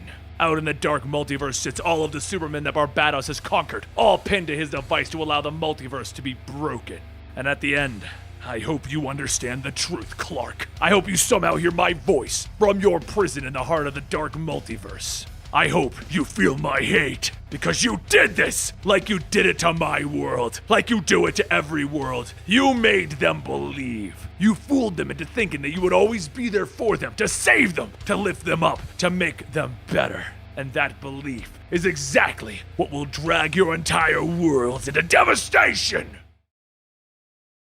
I know you're scared right now. You don't need to pretend. I could see you trembling. You don't know why I brought you here, but you know the answer can't be good.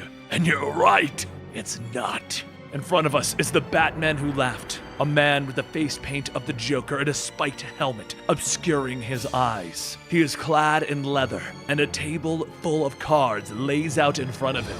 You really thought you had it all figured out, that you knew every combination in the deck, and it would thrill you every time that you were right. When a hand came down in a familiar pattern, in a familiar story, about an outsider who could see the good in us all, about how we all have the power to fight for what's right, or how we can all overcome our darkest moments. But this isn't any of those stories. There are familiar parts, but they're all in the wrong places. There's nothing more frightening than when all of the cards lay out on the table just right, and then another card comes and changes the story. There's no way to know what's going to happen next.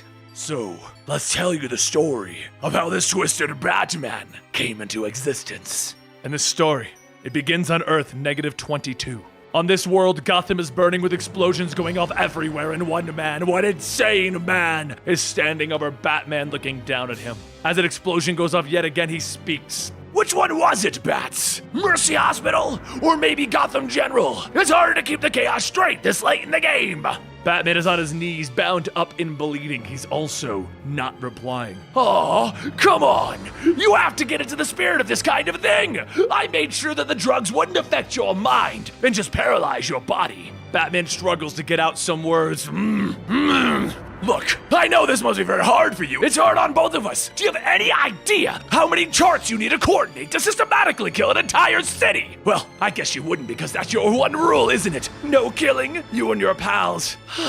Like good old Jim Gordon. Right at the end, I heard him telling you over the radio to bring me and buy the book, Batman. And when I finally got to him, he understood. I saw it in his face, in his eyes. You know, before they dissolved. He called for his girl in the end, but it was hard to hear as his jaw was melting. But I understood. You see, Batman, you and I, we need to evolve. No more by the book. I burned that thing. I just want to find the breaking point. It has to exist, Bruce. I know it does. He kicks over Batman, throwing on his coat and pulling out a pistol as a couple with a young child is presented in front of him. Oh, look at that. It's a young family heading back from the theater. Batman struggles. No. And Joker takes aim. Oh, I know what happens next. And he shoots both of the parents in the face. He then takes a knee beside the girl. Welcome to the brand new Gotham. Tears begin to flow down her face, and then her eyes go wide and her frown turns upside down. A grin with a pale white face, and he laughs, and she laughs with him loudly as she runs off into the city. We then see a line of families and children, and they're all being forced to walk to the Joker so that Batman can watch this happen over and over again. And that's when it happens, the moment that Batman finally breaks. He uses everything he has to stand up, breaking his bindings, and he shouts, "Joker!" The Joker grins at him. "Never! I'll never stop!" Batman jumps on him, forcing him to the ground as he begins to punch him repeatedly over and over with blood flying into the air. But in the end, Batman doesn't kill him. "You still don't have it in you, do you, Bruce? Do you? No, it's gonna be you and me forever!" So Batman grabs him in a chokehold, shouting, "Stop!" And as he does, he breaks the Joker's neck. With one twisted, final grin on his face, he has nothing more to say except for a green gas coming out of his lungs. 2 days passed, and all of the poor children that were infected by the Joker's gas are being kept in a warehouse as Batman and Superman look over them. Batman explains that he's doing everything in his power to ensure that they find a cure, while the doctors say that they are all beyond saving. It's not possible. Batman believes that no one is beyond saving. Superman turns to him, telling him, "I'll administer the cure myself." This afternoon, one of the psychologists tried, but one of the children bit into her throat. Batman thinks on that, and then he chuckles. Just a little. Ha! Superman turns back to look at him, and Batman stops himself. "I'm sorry, that wasn't funny." 3 more days pass, and Batgirl, Nightwing, Red Robin, and Red Hood are in the training simulator in the cave and have been for 3 hours. They all begin to question the fact that it's been set to the highest settings and that they're all here. And that's when Batman stops it to inform them that he's been stalling, hiding the truth from them. When he killed the Joker, he was infected by some strange strain of the Joker toxin that was locked away in his heart, trapped in his cells, harmless unless he died. It's the most volatile strain that he's ever seen, and it's been rewiring his brain to make Batman more like the Joker. If the process completes, his highly ordered mind, his moral code will be replaced by something evil. It was his last wish that whoever killed him would become him. All of the Bat family explains that they want to help Bruce. They want to figure this out. They could do something. And he smiles. No, that won't work. They continue telling him that they'll win the day. They always do. They've prepared for what if Batman turned evil. And he turns his back to them, reaching into his cape. "I know. That's why I brought you all here. Because you would be the first to notice if something went wrong with me and be able to stop it. And I'm sorry, but I can't allow that. So I did something you weren't prepared for." He turned around with 2 automatic weapons, shooting all 4 of them with a twisted grin on his face. 1 more week passes and we go to the Watchtower where the entire league is dead on the ground. Wonder Woman, the Flash, Red Tornado, Martian Manhunter, all dead in a bloody mess, with Superman being the only survivor, but his eyes affected by something. "You know, I've been thinking a lot these last few days about the man that I once was. I just walked through the Justice League trophy room and it struck me how many weapons we've gathered over the years. I remember how I justified bringing them here. You thought they should all be destroyed, but I pushed. I wanted to know how they worked. And I do, Superman, how to operate doomsday machines that could level entire cities in seconds. But now my mind is right, and I wanted to use them. I wanted to use each and every one of them on you. But why, Bruce? Why did you do this? Because I wanted to, Superman. Hell, I'm disappointed that I could only do it this once. Do you realize how many ways I know how to kill you?" Superman looks at him. "The people, they'll see you for what you are and fight back." "Oh, they better, Clark. Because it wouldn't be fun if they didn't fight back." Superman hears his family calling out to him, Lois and John both there, and John yelling out the same problem with his eyes. "Why don't you pull that old Superman trick of yours? Tell them it'll all be all right." And then it finally completes, the full transformation as Batman's voice changes. "The good guys always win in the end. I won't cheapen what I stand for. I won't lie to my family." "Oh, it's okay. You can lie to mine." That's when we see the children that were affected running out of the shadows and Damian walking forward. "Father, can I play with John now?" Superman sees him. "You did this to your own son." "It actually only took a little push. He did it to himself. It gave me the idea of what I was going to do to you." He holds up a black rock. "You see, this is a modified version of the Black Kryptonite, and when I gave it to Supergirl, she ripped her family apart before I killed her." Lois looks at him. "Bruce, you don't have to do this." "Oh, I know. Catch." He throws it at them, and that's when we hear Superman and John both try to fight it, telling Lois to stand back. And we hear the breaking of bones and the snapping of flesh. Batman turns his back to the mess and he draws, with blood, a smile on the wall while he laughs.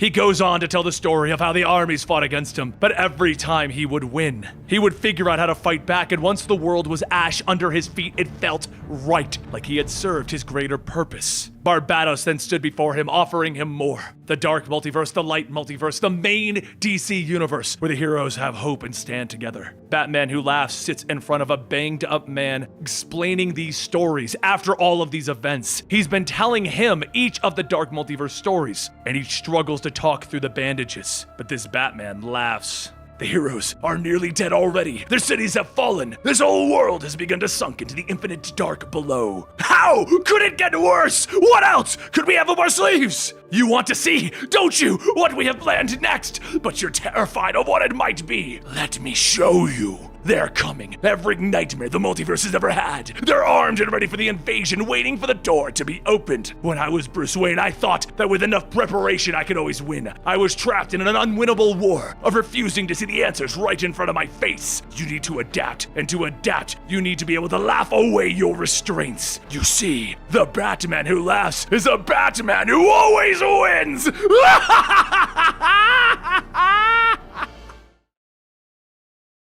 I see you, says the elderly Bruce Wayne sitting in a chair in his study. He glances over at the door where his granddaughter is poking her head in.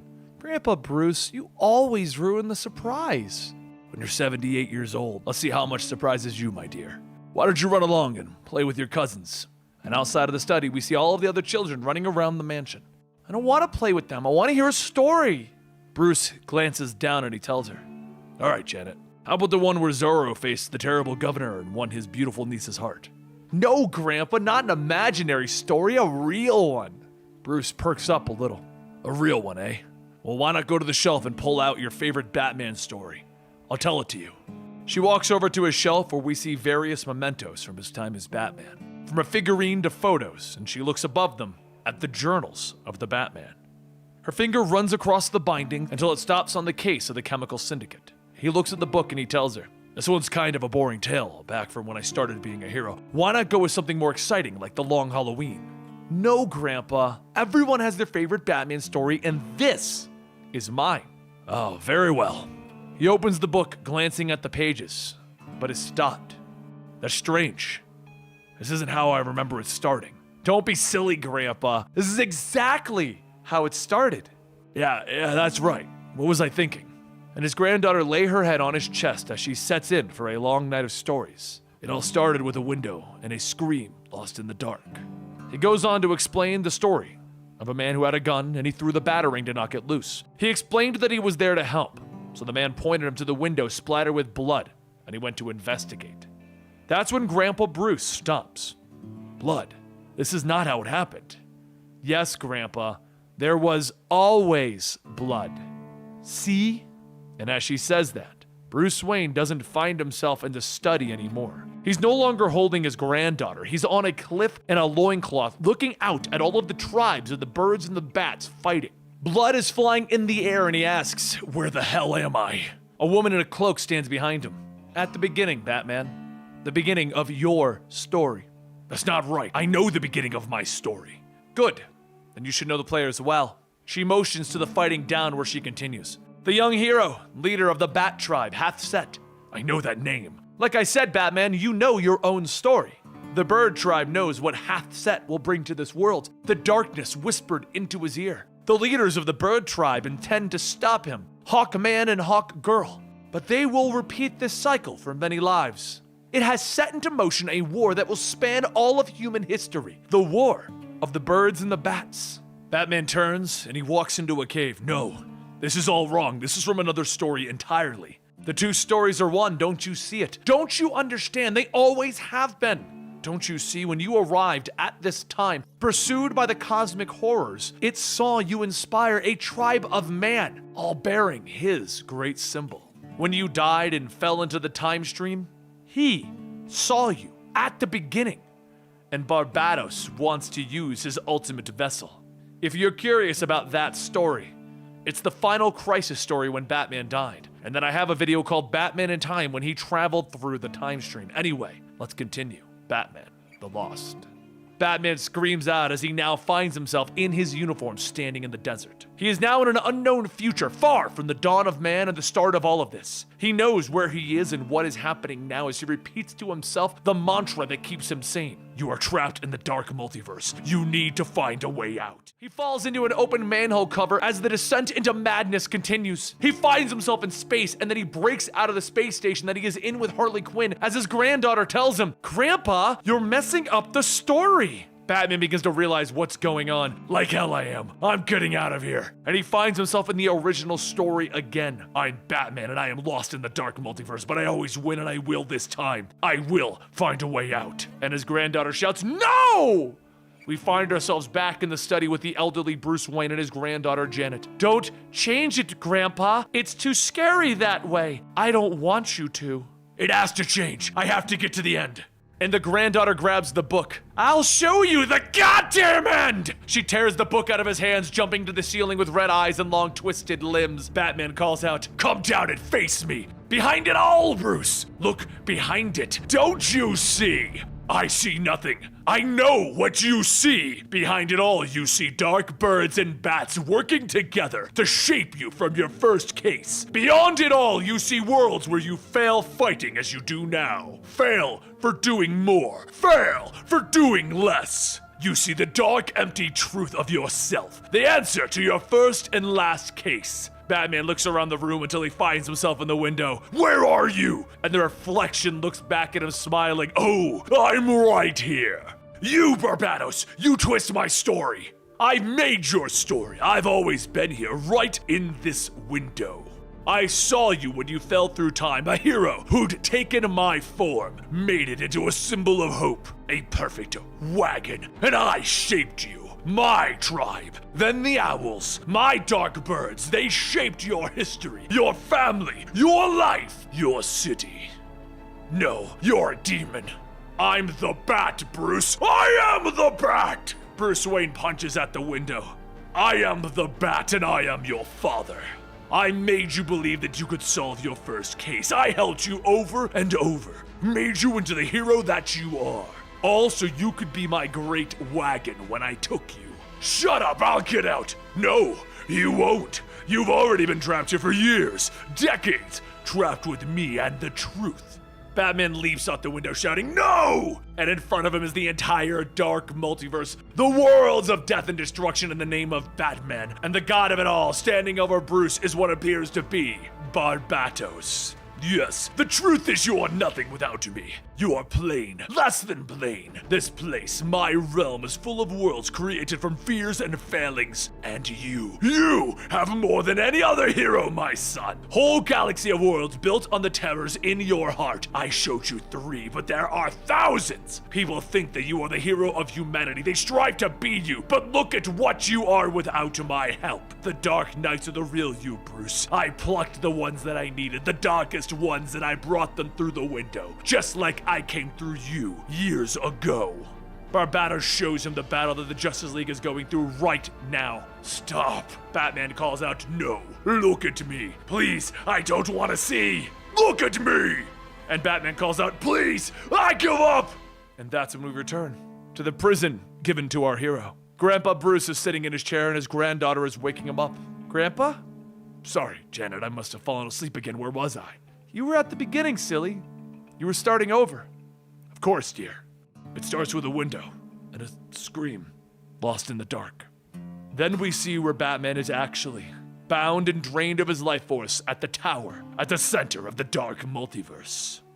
Elsewhere, Superman begins to wake up asking Bruce if he's there. Bruce tells him that he's here and they might be lost in the dark. And then a voice says no, not lost. And then Dream appears before them. Bruce lunges at him shouting, "Do you realize how long I've been trapped? You did nothing to stop this from happening. Why help now? If you cared so little." Dream waves his hand, sending the two of them through the pages of a book, telling them not to presume what he may or may not care about. He is Daniel, Lord Shaper, the Dream Weaver, the king of the Riddle Realms. Some call him the Sandman, but this story is far more personal for him than they understand. As the light shines, Clark and Bruce find themselves floating into a library, and Clark says that this place feels alien, yet so familiar. Dream tells him that it is because they have been here many times before. Every night when they sleep, they walk through this domain. The place is the Dreaming.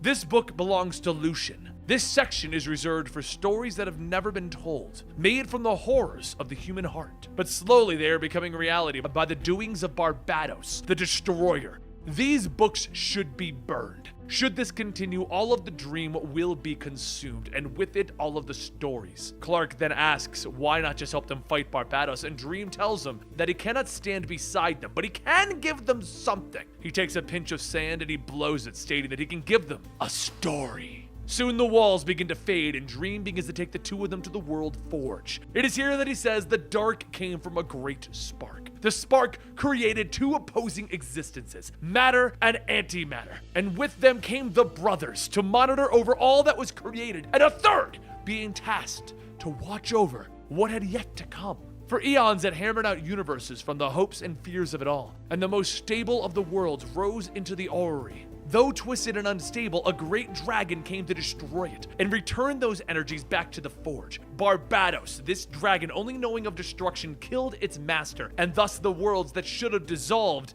lived on, and the forge began to darken. If there is any hope left, it lies in the World Forge, with the last pure, bright metal of possibility before the fires go dark forever. Bruce then asks, what if Barbatos has already turned the forge dark? And Dream says, if it is fully dark, then it is all lost. Whereas I cannot assist you, I can create a passage for travel to the World Forge. If you walk with hope and wonder in your hearts, it will take you there. If not, you will be lost in the infinite vastness of the dark multiverse forever. A light begins to shine and Clark says, alrighty, it's time for us to go. As Clark begins to move, Bruce pulls him back, telling him that he can't. Dream said that he has to hope and wonder. He doesn't have that anymore. Clark shouts, you're Batman, damn it! You give others hope. They see you and they're filled with wonder about what they can achieve. There must be one thing that you can think of. Bruce pauses and then smiles, telling him, Damian. And Clark smiles back as the two walk through the portal. Just like the nightmares, the wings shrivel and they fall apart, leaving Carter back to where he once was before. Afraid, alone, falling. Gravity returns, pulling him back into the blackness that is below. And this is the state that Carter Hall exists in, as he is currently the destroyer of worlds. In the current age of Gotham City, Barbatos sits upon his tower, asking, time yet? The Batman who laughs tells him, yes, my lord. It is time for him to wail. We may have lost Superman's powers, but his voice will shake the strings of the multiverse. The anti-music will bring the hordes of the dark here to this world. Open up and call forth the Dark Army. Barbatos lifts his head and slowly begins to open up his mouth, preparing to release the universe-shattering scream. And back in the Forge of Worlds, Superman tells Batman that he can hear something, some kind of horrible noise. Batman shouts to him that he needs to focus. They need to try and get through to Carter. But as Carter breaks down his hammer, Batman and Superman leap from platform to platform to avoid falling into the great lava pit below. Superman tells him that it's too late for them here. The forge has gone dark. And Batman yells, we can't believe that. Daniel said the metal in this forge would slay Barbatos if it was bright. He then runs off the last platform, stating that there is some light left in the metal down there. We just need to get there. She rips the wall apart to let herself in, and as she grabs it, Black Adam grabs her by the arm, shouting, that is enough, you have no chance of winning here. She pulls her other arm back, cracking Black Adam across the head with the mace, knocking him to the ground. She looks at the weapon and says, huh? I could get used to this. And then there's a gunshot, and as the blood flies through the air, so does Diana's tiara. Footsteps can be heard, and the Batman who laughs steps out with a smoking gun, telling her, you know, I've met you a lot in my travels. Sometimes we were friends, sometimes we fought. In other cases, we even had children. But I took down their names before I killed them. Some people like to think that the sounds of birth are loud, and death are silent. But let me tell you a little secret. Endings are always the loudest of all. Black smoke appears, and from it, the Devastator, Merciless, and Dawnbreaker fly out, with Devastator stating, it was changed by us. Back with Diana, the Batman who laughs sits her up, placing her tiara back on her head, telling her that he's going to leave her now to do what she does best. Fight pointlessly to the very end, alone. There's a bright purple flash, and soon the Batman who laughs disappears. Kendra raises her blade, and Diana calls to her that she's being manipulated. As she charges at Diana, Diana gets up, wrapping her lasso around her fist, punching into Kendra's face, shouting that she needs to see the truth. Kendra falls to the ground, and as she gets up, she asks what happened. Diana tells her that she has Kendra Saunders, Hawk Girl, and she needs her help. It's time for them to cross over into the dark. And as the two take each other's hands, they jump into the portal and land in a destroyed world covered in twisted villains. The different versions of Diana begin to scream out that all roads lead to darkness. And also at this time, Superman and Batman jump down into the bright light of the lava. And as Superman says that he's sorry, Batman yells that it's not over yet. Superman says he's right. Wherever this will take them, they'll do it together. And as the creatures of the dark begin to surround Diana and Kendra, Diana says that she needs her to do something for her, and that is yell. And the two of them jump into battle, with Kendra asking why would she scream, and Diana tells her it isn't a scream, it's a war cry. And just as things had come to an end, he appeared. And his name was Rex. And Rex told him not to give up. He's almost there. Follow him to the Fountain of Youth. Bobo followed Rex, even though he couldn't actually understand him, but that's what he thought he had said. After traveling through the woods, the two came to a beautiful river with crystal clear waters. They drank from this fountain, and all of Bobo's wounds were healed. The pain that he had had for years was gone, but there was something else. He began to understand things, and he saw clues, and he put them together, and all of it all made sense. Bobo returned to the circus and presented the evidence to have the men arrested, and from there, he set out to find out all that he could. And back in the current timeline at Black Hawk Island, why is he having trouble remembering? Why is he having trouble concentrating? Detective Chimp needs to learn what's going on. Bobo tells him that he thinks he doesn't understand what's happening. It feels like he's de-evolving. He can't remember who said the unexamined life is nor worth living. And a few moments later, Thomas Morrow steps down telling him that it was Socrates. And Bobo tells him, yes. Thanks to his hard work, he was able to make contact with the layers of the multiversal feedback with the Flash and the others. From his calculations, while escaping the dark multiverse, the challengers of the unknown used Red Tornado's wind harmonics to guide themselves to the House of Heroes. Before returning to Earth, that frequency appeared to be the same one that their allies were now riding, on board the Monitor ship Ultima Thule, en route to the heart of the multiverse. Over aboard the carrier, the Flash says that he's found the baby universe, but the Merciless is here as well. The Flash quickly disables the gravitational suppressor gates on the baby universe, but before he can do anything else, Red Death grabs him from behind. The Flash says, yeah, I predicted that. And the energy explodes, knocking everyone to the ground. Red Death starts to get up asking, what just happened? And the Flash tells him that he just hit him with a pure positive energy of creation. It just shifted his polarity. It reversed you, Red Death. Red Death looks at himself, but he's now gold instead of red, and he tells him, my name is Barry Allen. Bruce is gone. The screaming rage. How do I fix this? The Merciless begins to get up, and the Flash says, well, we're standing here at the end of infinity, doing our best to prove that it still means something to be a hero. Both the Flash and Red Death turn their attention to the Merciless, and they begin punching. And while everyone continues their fights, the Flash tells Red Death that they need to escape to Thule, but Red Death tells them that they can't. The Dark Knights have captured the universe again. Someone has to stay to keep it from expanding until it's too big to recapture. Murder Machine says that the carrier has been compromised. They must return before it's too late. Soon, the Dark Knights begin to retreat from their carrier, their device that allows them to soar the multiverse. And the Devastator charges at the Flash and Red Death, but Red Death says, there's always a sacrifice, now go, Barry. The Flash pauses and he calls for a door. And Raven shouts that she doesn't understand, they were just winning. The music, it's all noise now. The Batman laugh shouts to Red Death. Well done, traitor! You played your part. You gave them one last taste of hope! We expected this weakness from you. Now you can feel what it's like to be a being of darkness, charged with positive energy, and how it'll rip you to shreds. As the Red Death's body begins to shine and explode from within, all of the other Dark Knights stand there watching as he dies. Mr. Terrific shouts to Plastic Man, telling him, I know you can hear me! Now is the time! I know you're afraid that you're going to lose control, but we need your help. Form a dinosaur, a bulldozer, or a damn shark. Anything! Plastic Man's egg begins to shake and he says, okay, Dr. Holt, how about all of the above? Just then, Plastic Man breaks out of his egg, and he begins to tower over the Dark Knights, and he begins to reap everyone in sight. Diana looks back to see Plastic Man carving a path for them, and Diana and Kendra hurry on ahead, with Plastic Man telling them that the mace isn't enough for Barbados. I got signals while in the Oblivion. Maybe there's something in there, like a source. We have to hurry, though. As Diana and Kendra get closer to Barbados' mountain, they find the portal that he uses to bring his dark armies in. Diana tells Kendra to take the mace. She's read Carter's journal. Kendra says that she can't. There's too much dark metal in her. It has to be her. Wonder Woman has to do it. Carter wrote that lore stating that one would find their way through the darkness. All they have to do is stay true to their heart and focus. And Diana asks, what could she focus on? Kendra goes on telling her to focus on what she always focuses on, her friends. She makes people see the truth, that they are loved and worth it, just as she did for her. Wonder Woman is what binds everyone together, saving those who feel alone and hopeless. Diana takes her lasso and hands the end to Kendra. And as Diana lowers herself into the portal, Kendra tells her, "I won't let go." And Diana tells her that she knows. Diana looks down and flies deeper into the portal, telling herself to remember that this is for her friends, her family. All she needs to do is find the source. She stops trying to see through the darkness, and the voice of Carter Hall tells her that the forge is dark now and forever. The metal of possibility is cold, and her friends have returned to its depths, just as she will be.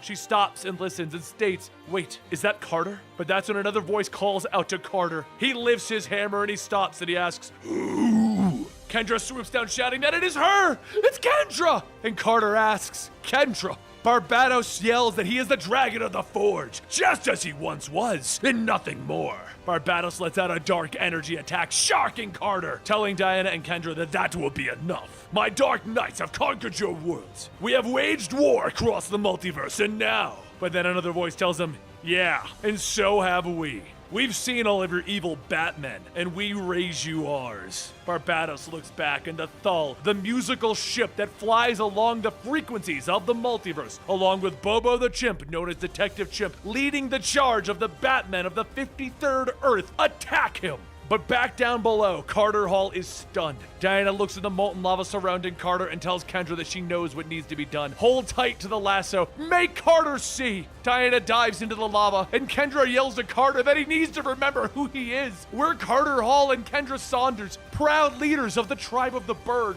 We've lived for 1,000 years, and this is not where our story ends. It has been stolen, and we have to take it back. As Kendra goes on, the Joker dragon slithers up, hitting her with a breath attack, knocking her down. However, just then the forge begins to shine, and some of the Dark Knights tell Barbatos that the forge is lit. Barbatos shouts, "Let it light! Let them hope!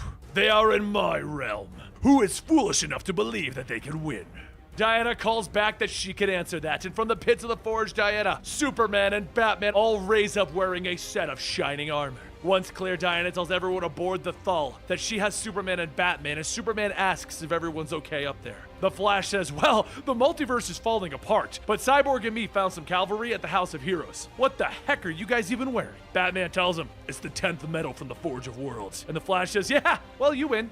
Diana tells Cyborg to turn the Thull around, but as he's about to, Barbatos begins his attack on the ship. Cyborg tells him that they are fine but trapped. Raven can't get us out of here just yet, but he spotted the cosmic tuning fork. Barbatos has it at his summit. They can use it to channel the 10th metal. And as Diana and the others try to get above everyone, Superman tells Batman, "You can climb up on my back so that..." But as Superman speaks, a Joker dragon tries to bite down on Batman, so he punches it in the nose, climbing on the back of it, telling Superman, "I got it." Once Batman is high enough, riding the Joker dragon, he calls out to Aquaman and Hal Jordan. And as he does, the light shines in Batman's hand as he starts to forge 2 batarangs of the 10th metal. It is at that moment the story in Carter's journal continues. It is said that the 8th metal is the stuff of gods. The 9th metal is the dark energy that gives its carrier powers to defy physics, and the 10th is also called Element X. That is the metal of the so-called forge itself, the metal of pure possibility. They say that whoever wields it can have it take the shape of whatever is needed, and arm whoever the bearer wishes. Batman throws the batarangs and they land on Arthur and Hal's chest, and then they stand up wearing a suit of 10th metal armor.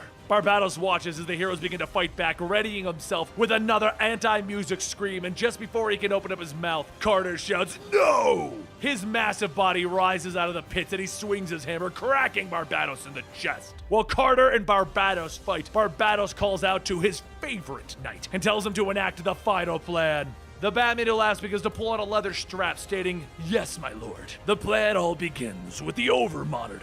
The Overmonitor, the man who was bandaged in all of the origin stories of the Dark Knights, the one that the Batman who laughs was talking to, begins to ask, "Why are you doing this?" And the Batman who laughs tells him, "We're going to destroy everything. The idea is by using positive energy, which is you, negative energy, which is the Anti-Monitor's astral brain, and dark energy, which is myself.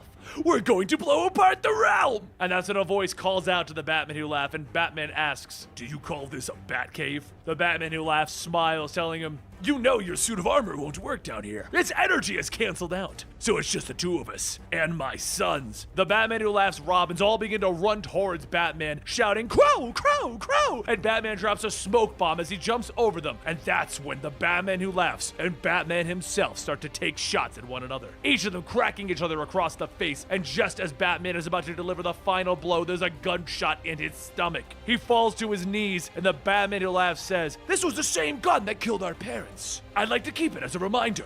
But the Batman Who Laughs then begins to slowly take aim at Bruce Wayne's head. And as he pulls the hammer back on the gun, Bruce tells him, "Just fire the damn gun." The Batman Who Laughs tells him, "Oh, I will." But that's when there's another gunshot. Except the Batman Who Laughs suddenly has a flag sticking out of his back with the word "bang" on it. He reaches to pull the flag out, and the Joker steps out. "You know, you're more like the Batman who talks. But still, this Batcave is better." The Batman Who Laughs pulls out his weapon, telling him, "So we're gonna have an old-fashioned three-way fight." And the Joker says, "Not exactly. So, partners, bats?" The Batman Who Laughs pauses for a moment and begins laughing. And he makes a break for the device again. Back outside, the heroes fight through Barbados' armies. However, Barbados himself stands above a defeated Carter, holding his hammer. Barbados gets ready to lift the hammer up, and as everyone sees this, Diana pulls off her bladed vambraces and throws it at Kendra. Diana tells her to go, and just as Kendra slides on the vambrace, she spins back around, flying through Barbados' back and out his chest. As his body begins to bubble and fade away, Kendra says that was satisfying, but he won't stay down for long. Diana then says that the antenna that was destroyed was their last option, and Bruce comes out of the cave with the Overmonitor stating, "Maybe not." The Overmonitor tells everyone that the armors that they are wearing forges everything. It is in every bit of matter, every living person in trace amounts. It is dangerous and it is powerful. There has never been so much of an Earth before, so through all of the humans, you can connect all of them and raise the Earth. Bruce asks if what he is saying is true, then they could use the 10th metal to reach out to everyone that is lost in the dark multiverse, in the darkness, and show them a way back. Fulcrum Abonis. So, the Justice League puts their hands together. They begin to focus their energies, looking for those who are lost. Their energy reaches out to everyone across the world, connecting one another and brightening the entire planet. And as the Earth is covered in light, the heroes begin to see something. With that power gathered, the heroes did cast out the Dark God. However, they also broke something else, the Source Wall. And now, with a hole in the very foundation of the edge of the universe, greater mysteries are awaiting. In the epilogue of our story, the heroes returned home, where Bruce welcomed everyone to the Wayne Manor to hold a celebration for their hard-fought victory over Barbados. As everyone takes their seats, Bruce says that he would like to say a few words before they get started. For the most part, their world has been set right. The damage caused by Barbados and his Dark Knights has been reversed. By virtue of the 10th metal armor that they wore, Challenger's Mountain stands where it belongs in the heart of the Rockies. Barbados is trapped and changed, forged by the Overmonitor himself at the bottom of the dark multiverse, forced to watch the world forge burn bright. Seeing them all here now, he just wanted to say that he is so damn proud of each and every one of them, and with that he wanted to thank them. However, there is another reason that they have all been brought here. It is not to revel in their victory, but to understand what is coming next. Bruce looks at Kendra and says that it's time, and she says that he saved the fun part for her, huh? Fine. Here it goes. Right now on Black Hawk Island, Carter Hall is recovering for the first time in many years. The Forge took its toll on him, but Hawkman will fly again. Before falling unconscious, he grabbed his journal and started to write with an intensity that scared me. His first entries were what he had seen, but this wasn't about the past, but rather the future. What we did not rewind to the universe. The universe was rebuilt, and in doing so, new things have been forged. All we have right now are some notes, but some passages include Lantern, Dark Stars, Wonder Woman, Dark Pantheon, Aquaman, Atlantis, Risen. If what Carter wrote is true, then we may have brought some dark desires to life.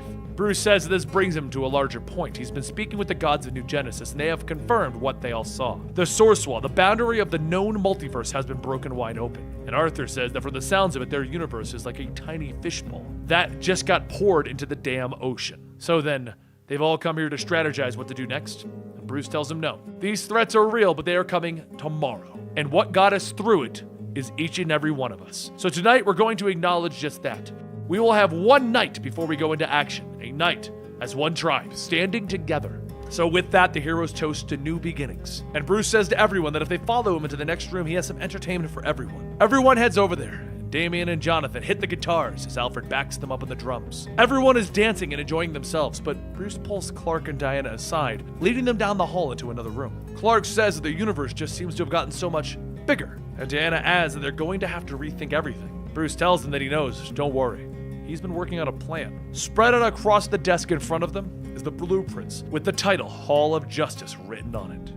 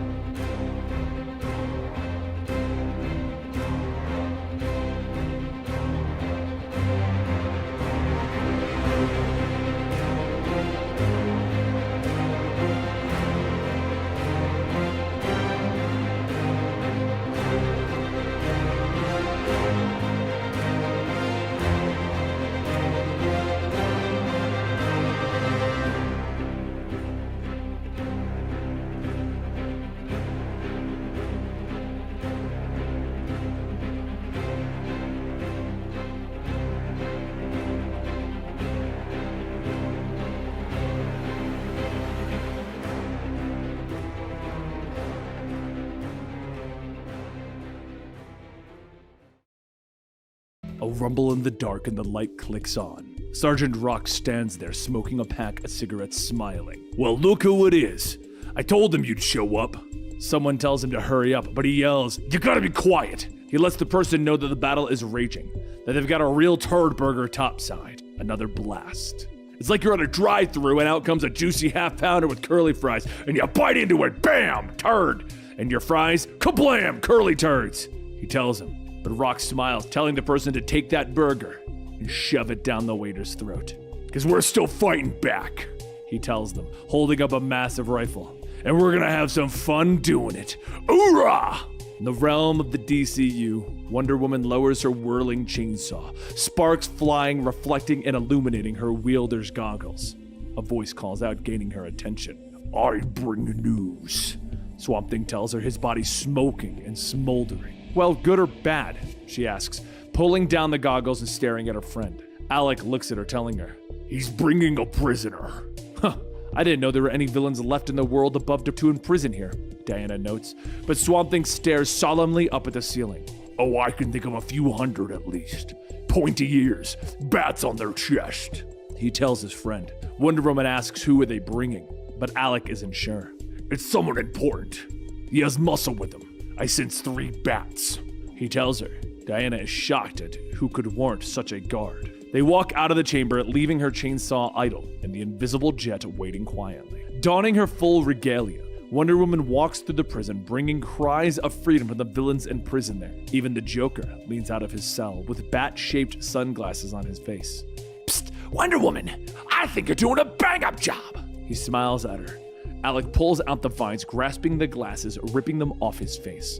"Joker, where did you get these? You know that the symbol is forbidden to all except his dark knights. If they catch you, they'll throw you in the pits." He snaps angrily, but Joker begins to cackle. "Go ahead. The world up there is ruled by Batman. Down here is paradise to me." He laughs.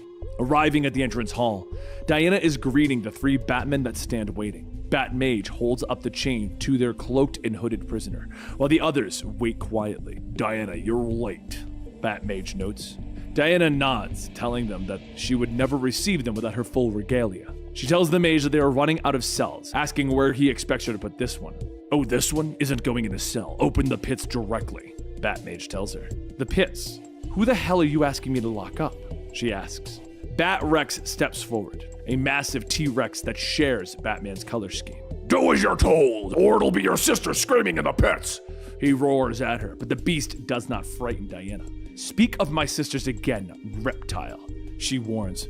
Bat Rex huffs, telling her that he is Batman, and she nods, knowing the story of how in his world, Batman uploaded his consciousness to the robot dinosaur in the Batcave. "Can you throw batarangs with those tiny little arms?" she asks. Bat Rex pauses for a moment. "They're proportional and I'm working on it," he tells her. Alec finally steps forward, calming everyone, and Diana finally opens up the pits, allowing the prisoner to enter. Batmage nods, telling her that their lord has called for a meeting at Castle Bat. and she is to attend. As the prisoner passes her, he looks up from the hood. "Diana, remember," he whispers, and her eyes go wide with shock as she steps forward, but Batmage is there telling her that they don't want to be late for their master. Castle Bat, located on the site of an ancient park. Bruce remembers when his father would bring him there as a child. It's a place where the colonists of Gotham fought against the British. They called themselves the Deadbeats, and they were all killed for their crimes. The Robins all look down with their twisted smiles from their perches, sharp teeth and hungry eyes glowing in the night. Overhead, Joker dragons are swooping and diving into the red-hued night air, and the Batman Who Laughs looks at all of those that have gathered, knowing that they are sick of him. But he laughs, as they know that if they didn't arrive, he would kill them all. "Tell me, have there been any captures in your territories?" he asks. First, he turns to Harley Quinn, Hunter of the Wastelands, accompanied by Dr. Arkham and her hyenas and giant bats. Yet she shakes her head. "Aquaman, commander of the Black Fleet," and Aquaman tells him nay. He turns to Diana and Batmage, informing the warden that the new prisoner is not to be messed with. "Understood," Diana nods. He turns last to Mr. Miracle, clad in chains that even he can't break free of. "Superman has almost succumbed to the anti-life equation," Miracle notes, with an image of the Man of Steel appearing before them. Batman Who Laughs congratulates his Justice League on a job well done, informing them that Perpetua has destroyed another world, killing off Earth 22. Only 8 of the multiverses remain. As Batman continues his speech, Diana suddenly hears a voice in her head. The voice of the one true Batman. "Diana, can you hear me?" he asks. She questions how he's able to do this, and Batman tells her, "I made my own version of Jean's telepathic link years ago. I know that you just melted down your invisible jet, that you want to use it to create armor that will hide us. We can use that to infiltrate the castle, use the Batman Who Laughs tech to hide a world from Perpetua," Batman tells her. But Diana doesn't know. She believes that they should just fight back to get all of the worlds back. And Batman's voice is still in her mind, telling her that they need to save whoever's left. That's all they can do. "Lost in the thought?" The Batman Who Laughs suddenly asks her, bringing her back to the group, and he smiles, telling her, "In some worlds, you and Bruce are lovers. I truly know you better than your own Bruce ever did. I'll only ask you once. What secrets are you hiding?" He asks her with a broad smile, but she stares at him angrily, telling him that he knows nothing of her. The Batman Who Laughs nods, circling her, telling her, "I can take away your friends, burn the last of the Parliament of Trees." "Diana, don't let him!" Alec groans, still smoldering and smoking. Suddenly an arrow is launched out of the trees, and the Robins leap in front of their master, taking the explosion to no effect. "Bruce, is that you? Let me guess, you're wearing the cloak of erasure, given to us by Zatanna the time that we saved her father from Neuron. Come on, I know you." The Batman Who Laughs calls, smiling, and Batman removes the cloak from the tree line, clad in a leather trench coat and carrying a crossbow. "Nice coat! You look like someone who came to dance in my grave. Lucky for me, you don't kill!" Batman's eyes narrow. "I don't dance either, but I'd make an exception for you." The Batman Who Laughs cackles, ordering his men to kill Batman. His Justice League moves forward as more Batmen pour out of a portal. Diana tries to help her friend, but Batmage uses his powers to stop her. Baphomet wraps his tentacles around Aquaman, and the giant bats herd Harley before she can help. Yet, through it all, Batman doesn't move. "Just standing there, not fighting back!" the One Who Laughs asks. "What would the brave men and women who died say?" Batman holds up his hand, revealing the Black Lantern ring on his finger. "Just one thing. Rise!" He growls, and all around him, the deadbeats begin to crawl out of the ground. They pull free, turning their rotting heads to stare at their new master. And Batman points at the Batman Who Laughs, ordering them to attack. The zombies clash with the Dark Knights, fighting in the field. Batman turns to escape, thinking to Diana that this is how they need to fight. Street battles, small victories, but Diana tells him of a new prisoner and how they can fix everything. "Don't even think that way. It's too dangerous, too many deaths," he tells her. He hops aboard his bat bike, turning to the man holding it. "Hex, they're all yours," he tells the cowboy. "Finally, a party where I'm the pretty one," Hex whispers, joining the fight. On the bone planet of Ossex, a lone figure walks through the marrow waste when he finally stops, swinging his axe hard, breaking through the bone, and he discovers a box, wiping away the dust from the cigar in his hand. "Did you find it? It's the key to everything. Talk to me," a voice calls over the radio, and Lobo stands up smiling. "Oh, I found it. And now it's time for the main man to live up to this joint." At her prison, Diana sits before the entrance to the pit, gazing into the green smoke of the entrance. Finally, she stands up, making up her mind. She opens the gate, beginning to step through, and Alex steps forward, warning her that the Batman who laughs might sense this. I'm not powerful enough to fight beside you anymore. He warns her, and Diana nods, speaking over her shoulder to her old friend. Alec, you should run now. I can't take this darkness anymore, and I can't fight the way that Bruce wants. This has to be a way to turn it all back. She tells him, but Alec doesn't leave. I will be here, ready to fight beside you as best as I can. He tells her. She thanks him and disappears, and in the pit, she finds the hooded figure sitting quietly in the waste. I was expecting fire and brimstone. I forgot that the 9th level is a cold wasteland, he tells her, his breath steaming in the frigid air.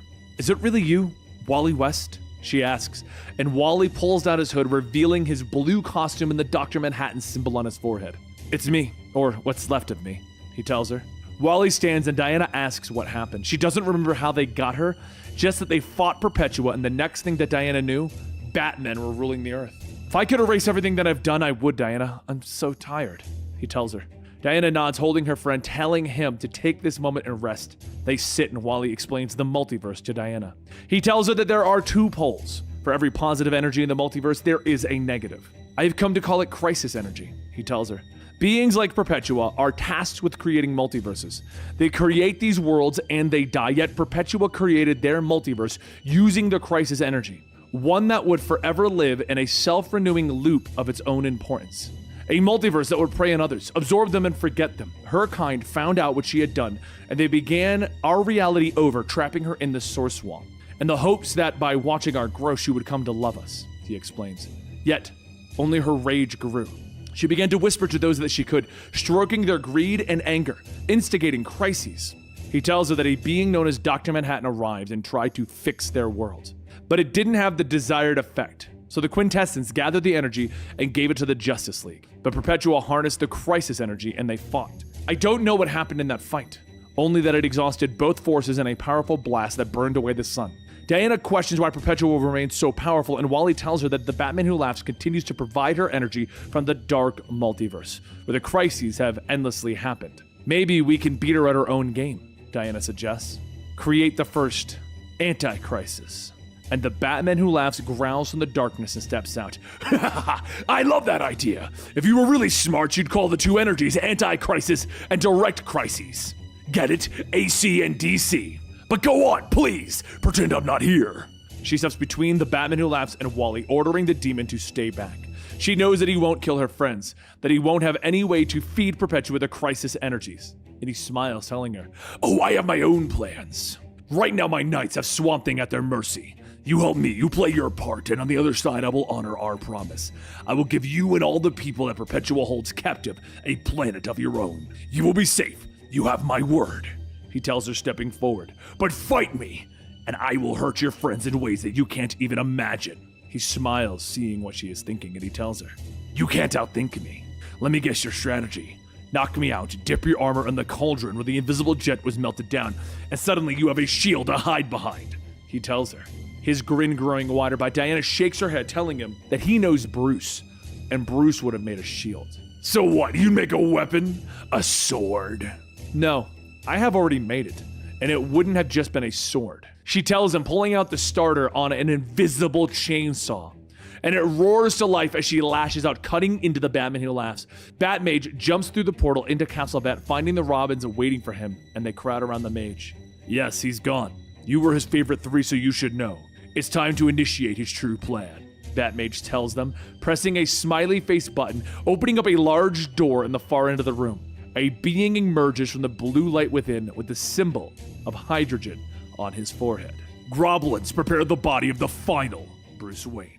Batman stands among the tomb, followed by an undead Jonah Hex, and they move down the line of heroes, with Batman questioning each about their powers.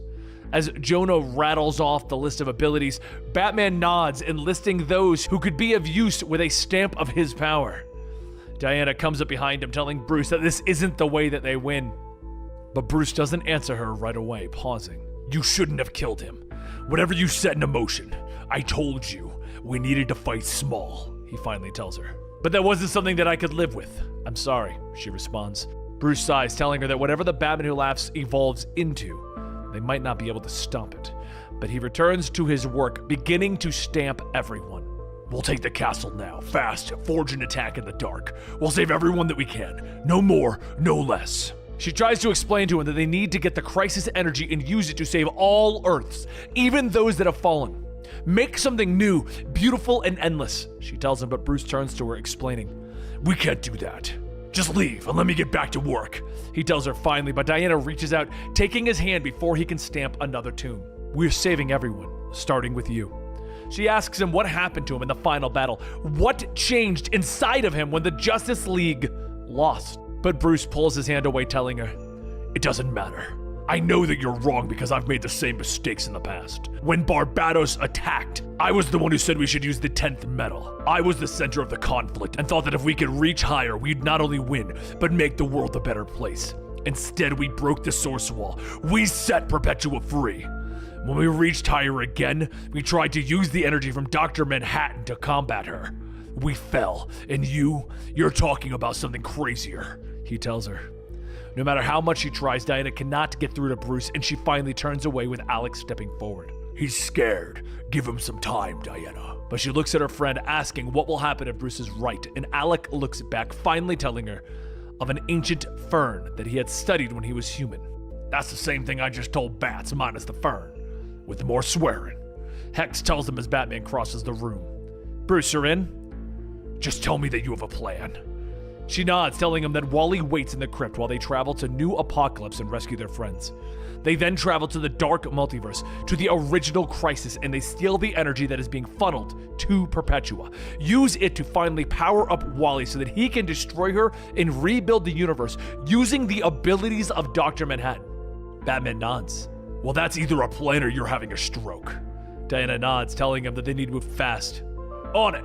Hey, Bear! Jay Garrick yells. Suddenly there's a blur of motion and the crackle of lightning, and Barry Allen stands before them. Yeah, what is it? What's wrong? I hope this is worth stopping, Jay. If he detects me.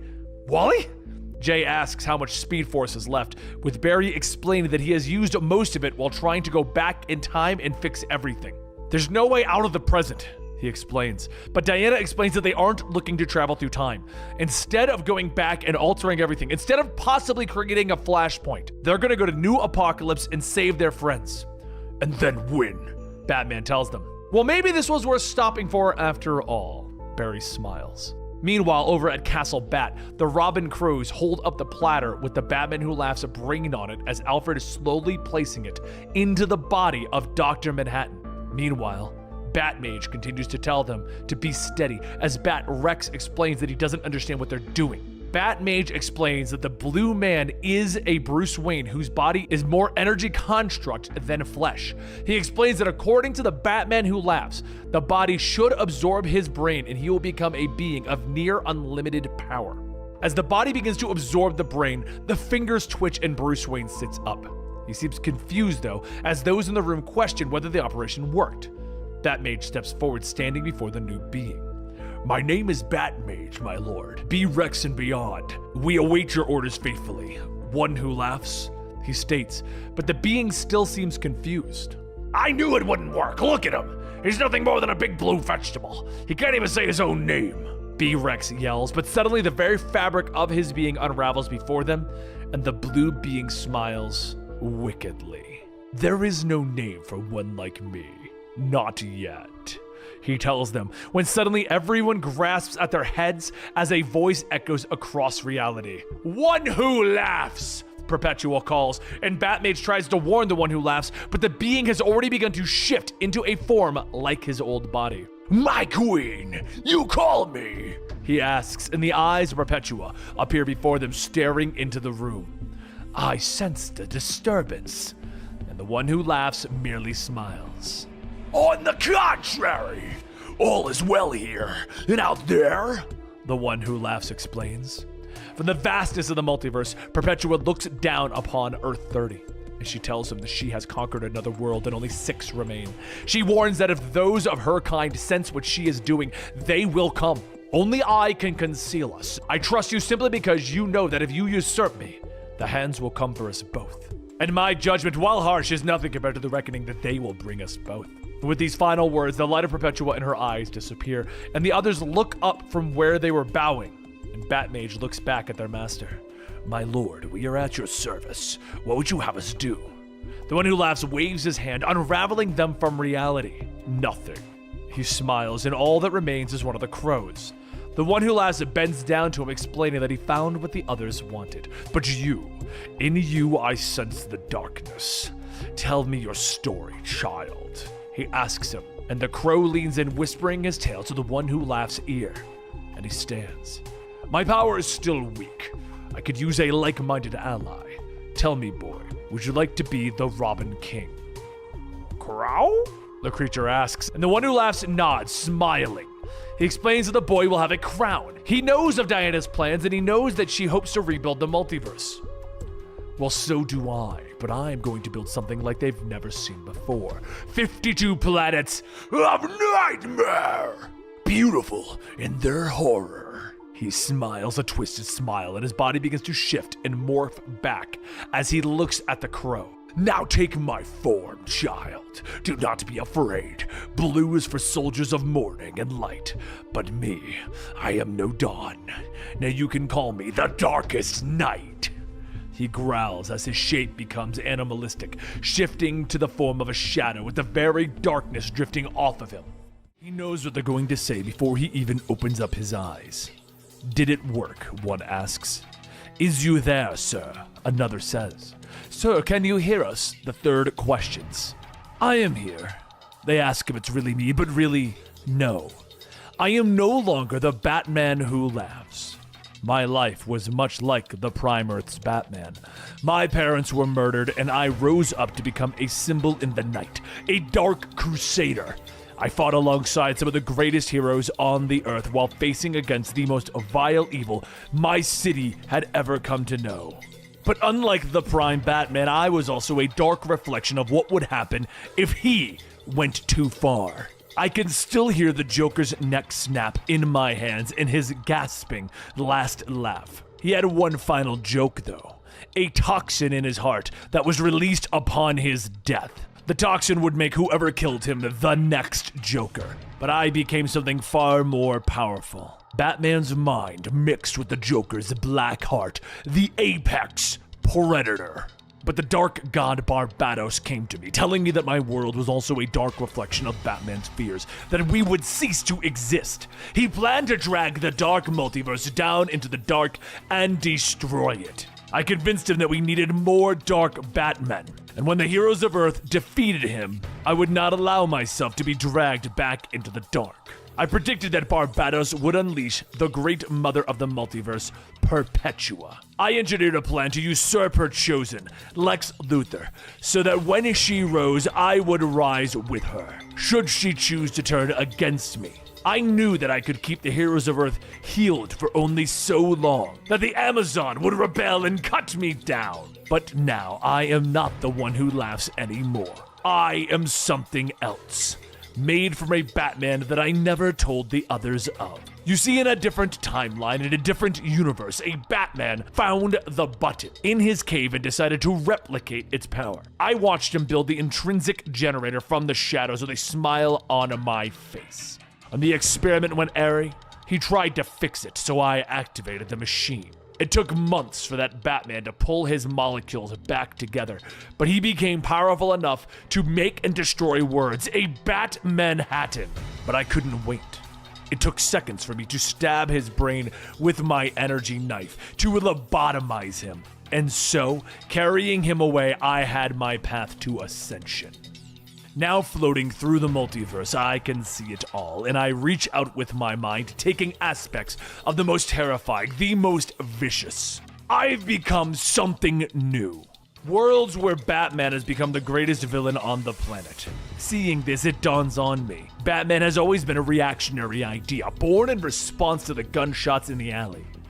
Now that I am more, I must not be a reaction. I must be the thing that creates the reactions. I will be the bullet. The multiverse will be a dark alley, and its worlds will fall like pearls before me. I am a dark god, my mind crackling with cosmic awareness as I clutch the multiverse in my shadowy, jagged hands. I know what people are going to say before I even open my eyes, and they ask me to say something, and the dark evil that I've become begins to smile a wicked smile. Bang. It was that night in front of the theater that Alfred tried to pick up the Wayne family when a young beat cop, James Gordon, ordered the chauffeur to move his car. Alfred was forced to comply, and exiting the theater, the Waynes began to walk around the corner, with a young Bruce Wayne angry. "I wouldn't have come if I'd known it was all black and white. The blood looks fake," he hisses, stepping into the alleyway where the family is suddenly stopped as a mugger pulls a pistol on them. But Bruce suddenly pulls a knife, a wicked grin on his face as he leaps at the man, stabbing him in the throat again and again. He reaches down, grabbing the gun and turning on his parents, firing several more times into the darkness. He places the gun back in the robber's hands, smiling as he does it. And eventually, he begins to work up tears, crying for his parents as the police arrive in the alleyway, brought by the sound of gunfire.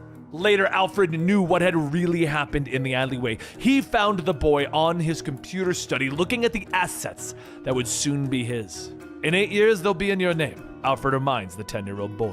The doorbell rings and Alfred answers, discovering the police officer, James Gordon, at the door. The young cop explains that he had received files on his phone that point that the real killer of the Waynes is here. "It's all true," Alfred begins, but suddenly a crossbow bolt flies by him, piercing Gordon's throat. "Jug of this hit. Cop's not walking away from that one, and neither are you, Pennyworth," Bruce yells as he fires another bolt at Alfred. The butler moves, dodging through the house, with a battle lasting an hour.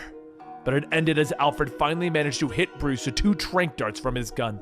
Alfred sighs, finishing recording his account of the events that led to this moment, when suddenly the window behind him shatters inward as Bruce leaps through it, dressed in the costume that he was creating. "How do you like my new uniform, Pennyworth?" he asks with a wicked smile. Bruce smiles down on Alfred as the butler loses his gun. Reaching for it, Bruce takes a bust of his father, holding it over his head. "Thank you, Alfred, for protecting me for all these years, keeping me safe until I was ready," he says, bringing that bust down. "Go straight to hell, Master Bruce," Alfred snarls. "After you." Bruce smiles with a sickening crunch of that bust hitting Alfred's head. He then strolls through the house, sitting in his father's old chair, beginning to ring a small bell. "Hear that? It's the sound of the Robin King, and a new spring is coming."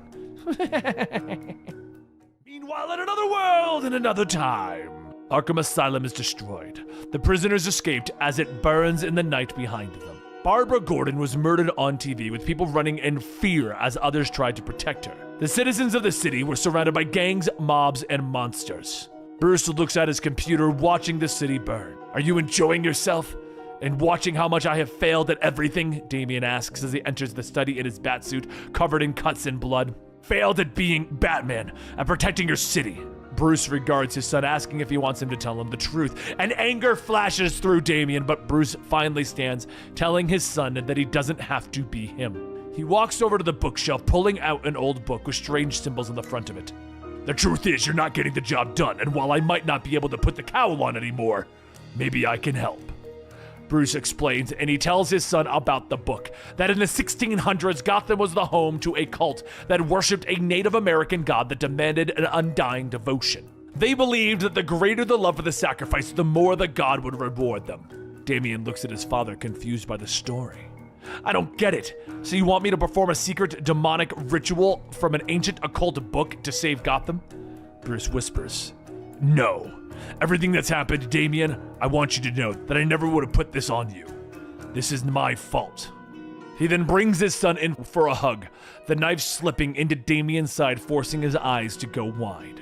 "But together, we're gonna make this right," Bruce whispers as he lowers his son to the ground, and he cuts himself, using his blood to draw the demonic symbol. "I love you, son. I always have, but in order for this to work, I have to sacrifice something I love. I think we both know that there's nothing I love more than Gotham," Bruce whispers as evil light begins to fill the room. He steps into the fire and he disappears. And so he sacrifices the city.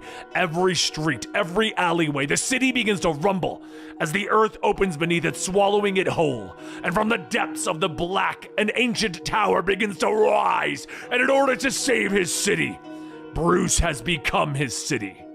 The ancient tower glows as it looks over Gotham.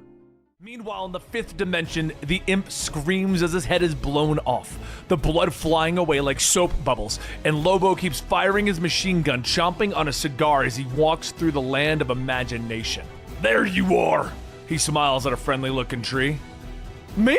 Well, Mr. Wopo, I'm just a little tree! Ah, crap! The cartoon-looking tree screams as Lobo jams his hand into its mouth. Gotcha! Memento mori, bastitch! Meanwhile, in the Crypt of Heroes, Dr. Fate turns, shocked as a portal begins to open. Good morning, all! The Robin King smiles as he steps through the portal. Good to meet you all! He continues looking around at the gathered heroes. Barry nods at him. Nice getup. The belt is a choice, Barry tells the small villain. The Robin King thanks him for the compliment, telling him that it took forever to make. That each compartment has a way to stop different heroes. King Robin pats one, telling Barry that this one's designed to kill him. Do not listen to this fiend, Dr. Fate tells him. But the Robin King continues to smile. Oh, you're right, Mr. Kent. I mean, I'm not here to kill you. I'm here to watch him do it, he tells them, looking back at the portal. The heroes are confused, baffled, but Barry suddenly realizes who they mean. It's him. Whatever he's become, he's coming, Barry whispers, and he turns to Wally, telling the young man that the Batman who laughs is after him, after his power. That if he catches Wally, he'll absorb his energy and be strong enough to defeat Perpetua. What can we do? Wally asks. Only one thing, Jay nods, looking at the others. They all nod in agreement. Run. They all say in unison. Dr. Fate opens up a portal behind them as black tendrils of energy begin to snake around them.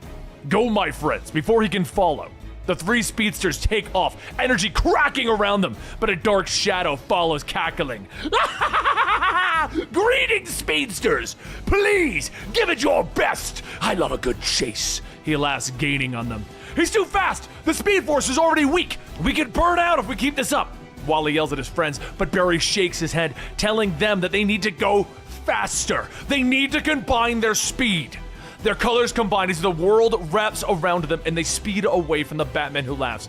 Go on then! You can't run forever! Even when you slow by a fraction, I'll be right there behind you. Wonder Woman walks among them as the gathering of heroes ask her what her plan is. She tells them her strategy. Wally West is the one who has the power to kill Perpetua, to remake the multiverse as it should be. John Stewart, you lead your lanterns and take down her antennas on the remaining Earths. Martian Manhunter, you and your team go after her throne. The Flashes will keep Wally safe. Meanwhile, my team and I will sneak into the dark multiverse through the portal at Castle Bat and redirect Perpetua's energy into Wally. She tells them all. Everyone asks how they plan on sneaking into Castle Bat, and Wonder Woman nods, telling them that they came for the most powerful hero among them to help. The group turns, looking at the young Jarro, pretending to break rocks like he's in an old prison camp. Hey kid, Batman says, getting his attention, and the alien starfish turns, staring for a second. Dad? He whispers before leaping up to hug the Dark Knight. All right, not in front of Clark, he whispers as he pats the alien on his back. Wonder Woman looks at the group, explaining that Jarro will be able to psychically block them so that she, Batman, and Superman will sneak into the castle. She looks at the group. Hear when I say that regardless of blame or cause, no one wants what this universe has become. Today we reject our fate. Today we reject death itself and give this universe a second chance. Are you in? She asks the gathered heroes, who all place their hands in. Meanwhile, in deep space, Lobo looks down at the last box that he collected. He prepares to open it, but the voice on the other side of his radio warns him to not even as the strange glowing lights ring out. Lobo decides against it, pointing his bike towards Earth. I hope these little things are worth it, he snarls. Back on Earth, in the Legion of Doom's destroyed original headquarters. They're more than worth it, I'm sure of it. As sure as my name is Lex Luthor. And those boxes are the death metal, and with them, I will change the story of this universe once and for all. Wonder Woman calls her army to arms. They must stop the multiple crises from happening today. It's the only way to save the multiverse, but Harley Quinn stops them, asking if that means that they have to stop 2 crises. No, multiple as in 3. Batman tells her. Wonder Woman steps forward, explaining to our gathering of heroes that Perpetua, the ultimate evil being, thrives on crisis energy. It's what she is using to destroy their reality, and that energy is coming from the Dark Multiverse, the home of the Batman Who Laughs. The Batman Who Laughs has created these 3 worlds where these crises are continually happening. Wonder Woman's plan is for her, Batman, and Superman to infiltrate Castle Bat with the aid of Jarro. Use a portal to travel to each world and trap their energies inside of an Alfred box. Harley Quinn, Swamp Thing, and Jonah Hex, you'll accompany us, she tells them, and Jonah Hex steps forward, questioning whether the tiny starfish can really block that many people's minds. I'm the greatest psychic in the universe, of course I can block them, Jarro shouts out, but he quickly turns to Wonder Woman and whispers, I can, right? Diana leans down to him. Of course you can. She tells him gently, but she reveals that to be safe, they're going to use a psychic amplifier that is designed by Mr. Miracle. And of course it looks like a jar, Jarro glares before climbing inside. Superman finally cuts off any questions that the other heroes have, telling them that they need to act now. He orders Martian Manhunter and Hawkgirl to make a team and destroy Perpetua's throne so that the energy can be siphoned to Wally, and for the Lanterns to destroy the antenna on the remaining Earths in the multiverse. Diana tells the others to take shelter on Themyscira and prepare for the final battle. Hear me when I say that for all the horrors, the history of the crises is a history of our triumphs. Just as we won then, we will win now. There will be losses, but we will die as one sword, one shield, and one heart. But hey, don't die. Diana reminds them that the portal is reactive to their thoughts. They need to focus on the end of the crises, on the victory. If we don't, if we land at the wrong moment, we're in deep. Batman adds, but Jarro interrupts him. Straining his mind, he sees the Batman Who Laughs has become something much worse, and he is chasing the Flashes. He's chasing them! He's gaining on them! Jarro warns. They reach the end of the tunnel, and Swamp Thing warns them that the Castle Bat is on the other side. So Superman steps forward, trying to use the X-ray vision that he has left to see the other side. No, he hisses, and the wall comes down, revealing a gang of the Dark Knights. The Scarecrow Batman launches an attack at Harley Quinn with fear-soaked playing cards, but she flips out of the way, grabbing one of the cards, throwing it back at him. Batman glares up from a robotic batsuit, telling the wearer that no Dark Knight scares him now. Ha! Then it's a good thing I'm not Batman! I'm his mother! Martha Wayne calls out to him as she slams her mecha fist into the ground. The Dark Knights quickly overwhelm the group, and Superman calls out to Jarro, ordering him to take control of Castle Bat, force it to give them a way out. The walls suddenly shift and mold around them, blocking them off from the Dark Knights once again. And as they get closer to the portal, Diana finally turns to Swamp Thing. Alec, you and the others guide us when we come back, and we will come back. And Alec pounds through another portal for them, and the Trinity steps through. But as they move forward in the dark, Superman begins to slow. Wait, the anti-life is infecting me. I can sense other creatures akin to me, and nearby there is something dark, powerful, godlike. Batman pulls out a bat flare, activating it. All of the heroes rear back as they look up at the dark god Barbatos in chains. Greetings, heroes. He rumbles in the darkness. Batman glares at the monster that started the first Dark Knights Metal event, shouting at him that everything is his fault, that he is the one who brought the Batman Who Laughs into their world. Is it? In the last years, I've watched my realm fill with more nightmare planets than ever before. World upon world of anger and selfishness and fear and hate, and all I did was bring my realm here for you to see. I showed you what has grown in people's hearts under your watch. Heroes. So, whose fault is this crisis really? The god rumbles at them. The heroes turn away as Barbatos explains that each crisis is their failure. But Superman suddenly turns, punching the god hard in the face. What? He could have called for help, and it felt good. Superman smiles as Wonder Woman and Batman look at him. Outside of the tunnel, Hex and Jarro continue to argue until Swamp Thing tells them to be quiet. Something evil is coming this way, he whispers to Harley, and a portal suddenly opens and Hex draws out 2 pistols. Show who you are! Show yourself! he orders, cocking those revolvers, when suddenly a grinning Robin steps from the shadows, smiling at him. Sorry, my name's Robin King, guys, and I've just come to show you my utility belt. It's got something special for each of you. Pretty neat, huh? He smiles. Finally, the Trinity arrives at the portal. Diana reminds them what they have to do. She turns back to her friends. The one who laughs is using our history to power Perpetua, but it's our history. We won together, and we will win this time too. Yes, we will. Superman nods as they step into the light. Meanwhile, back in the caves, the Robin King avoids another attack by Swamp Thing, taunting him the whole time. Hex shouts for Jarro to drop the little punk, but the Psychic can't do it. I'm trying, but the little punk has a good defense. The Robin King pulls out one of his R's, throwing it. Alec roars in pain as the blade cuts through him, and the Robin King reveals that it is coated in the rot. Harley leaps into the battle, but the Robin King avoids her kick, revealing that she had figured him out in his world, and she came to his house with a mallet. You almost got me, too. Didn't have my belt back then. He laughs as he clocks her with the same mallet. Nothing fancy for you. I just had to shoot you down with a plane. Old. He continues, but is interrupted by the thunderous gunshot of Hex's revolvers. Let me guess, you were gonna say gun, right? The undead cowboy jokes. Robin pulls out his own pistol and fires into Hex's head. Joke's on you, brat! You can't kill the undead! Harley shouts, but Robin and King just smiles, revealing that the bullet was coated with a Debarider, which eats necrotic tissue. Hex begins to waste away, his eyes turning upon Harley, reminding her that everything matters. She reaches for Hex's body as Swamp Thing brings the tunnel down around them, hoping to buy them some time. But I need to be near the portal to guide them back! Jarro shouts as the walls collapse and seal them away from the Robin King. But the Trinity, they pass through the portal, with Diana telling them to picture their victories. I see the anti-monitor right at the moment. We brought him down, Batman shouts, but suddenly he's alone in a white, featureless landscape. The ground suddenly reacts to him, creatures rising up and reaching for him. You matter! Matter! They hiss. Get off of me! Where the hell is everyone? Where's the anti-monitor?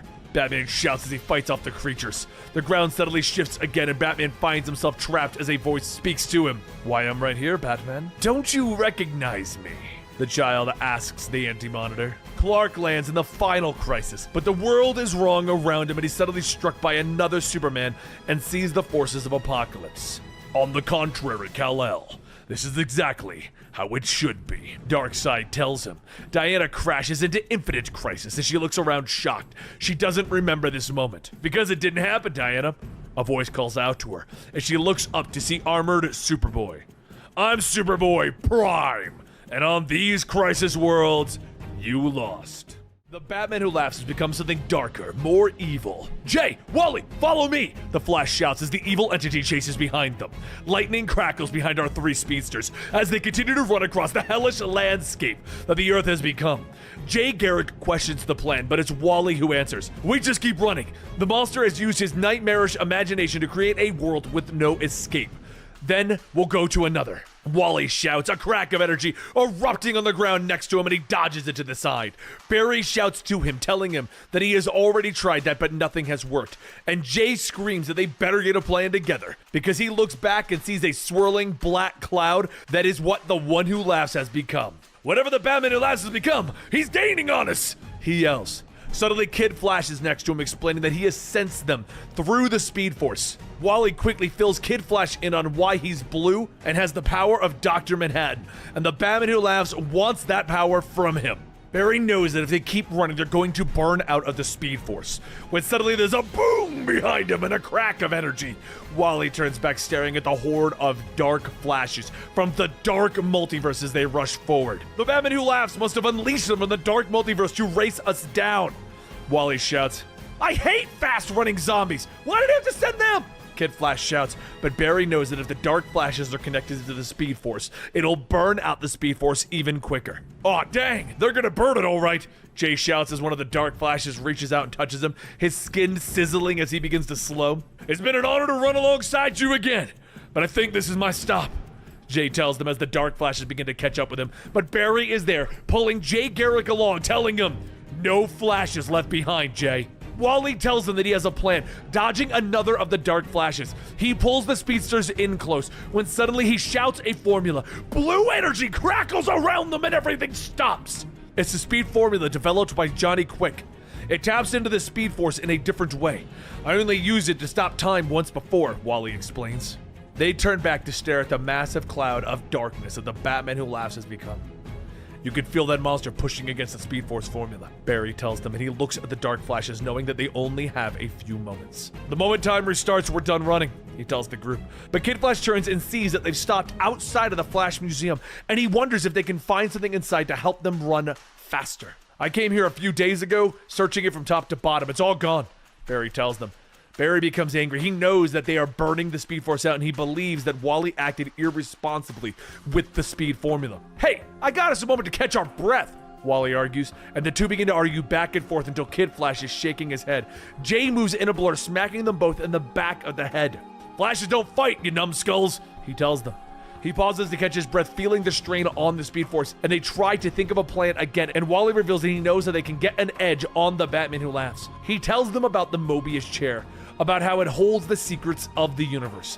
He reveals that he sat on the chair to repair their timeline. The Batman Who Laughs tried to steal the knowledge from it. It rejected him. Now that he's gained control of the crisis energy, he wants to try again, Wally tells them. But Wally knows that they need the chair, and they need to get it to Wonder Woman. We'd have to run back through the Horde, Barry reminds him.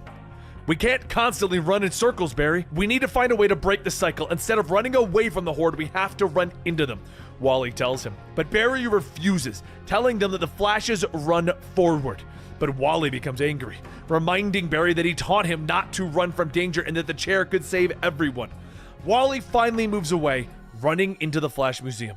Well, are you going after the boy or not? Jay asks Barry. The Flash is all run inside and he finds Wally standing in front of a torn painting of the Flash family. Quietly, Wally reminds Barry that he saved the world when he was gone, saved the multiverse, saved their friends, saved their family. But I always feel like I'm running behind you, Wally says. Barry nods, not meaning to keep Wally in his shadow, telling him that he missed out when he went from Kid Flash to Flash. Barry tells Wally that he's just afraid of losing him again, of his family getting hurt. But he won't make that mistake by not standing by Wally's side. Whatever we do it together, Barry tells Wally, smiling as they shake hands. And they run back to the others, telling them that they're doing Wally's plan. We're gonna dive headfirst into a horde of evil Flashes to run past an evil Batman into a castle filled with more evil Batmen to steal a cosmic chair?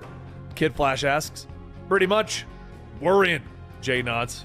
Suddenly, energy cracks around them, pain crashing through their bodies, and the others have been transformed, their costumes now more metal than ever. It's him.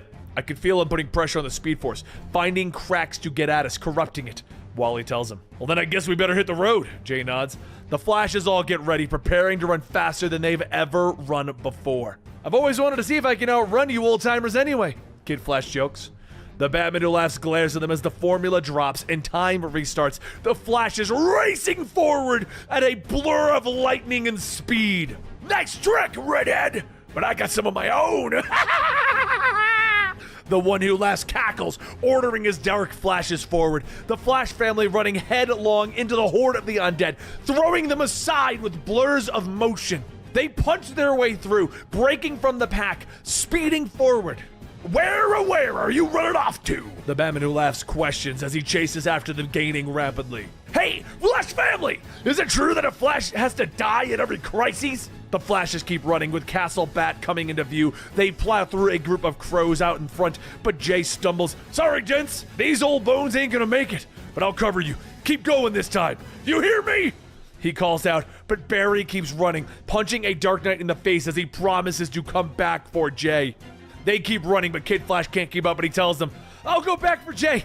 2 down, 2 to go! Who falls next? Wally can feel the Speed Force breaking. He knows that they won't make it, and he tells Barry that he's been trying to use the Antichrist energy to go faster, but it's not enough. A tear springs in Barry's eyes as he tells Wally that he was right, that he shouldn't live in Barry's shadow. That's what inspired him. I know you can do this. Don't use that power, Wally. Use mine! he shouts, slamming his fist into Wally's back, combining their speed force. Wally catapults forward in a blur of motion. The dark Flash is all clawing at him, tearing at his uniform, but his mind turns to what gives him hope. And suddenly, Wally is transformed into his classic Flash uniform, memories of his life flashing before his eyes. And with these thoughts, Wally punches through the last of the horde, reaching the chair. He turns around, energy crackling in his eyes. Hey, Batman who tries too hard, too slow. He snarls and he sits down. The Batman who laugh cackles as Wally drifts through the Speed Force. Like the last time, he feels himself being pulled deeper, but he knows that he'll find his way out just like the last time. He knows that he'll find his family. Wally, you don't have to. We came to you this time, Linda tells him with a smile. And Wally looks up, seeing his family standing there. When you got in the chair, you pulled us out of the fire. Kid Flash asks if they can hide in the Speed Force forever, but Wally knows that the Batman who laughs will eventually find this place. He turns back to the chair, knowing that the Justice League needs them. Are you gonna sit in the chair again, Dad? Jai asks him. Wally nods, telling his son that he'll do anything to save their family and the multiverse. Jay and Barry, are you up for running with me to get the chair to Wonder Woman? He asks. Always. Barry nods. I haven't felt this alive in years. Jay agrees, and he tells the others to get ready for the final fight, and the three of them walk out.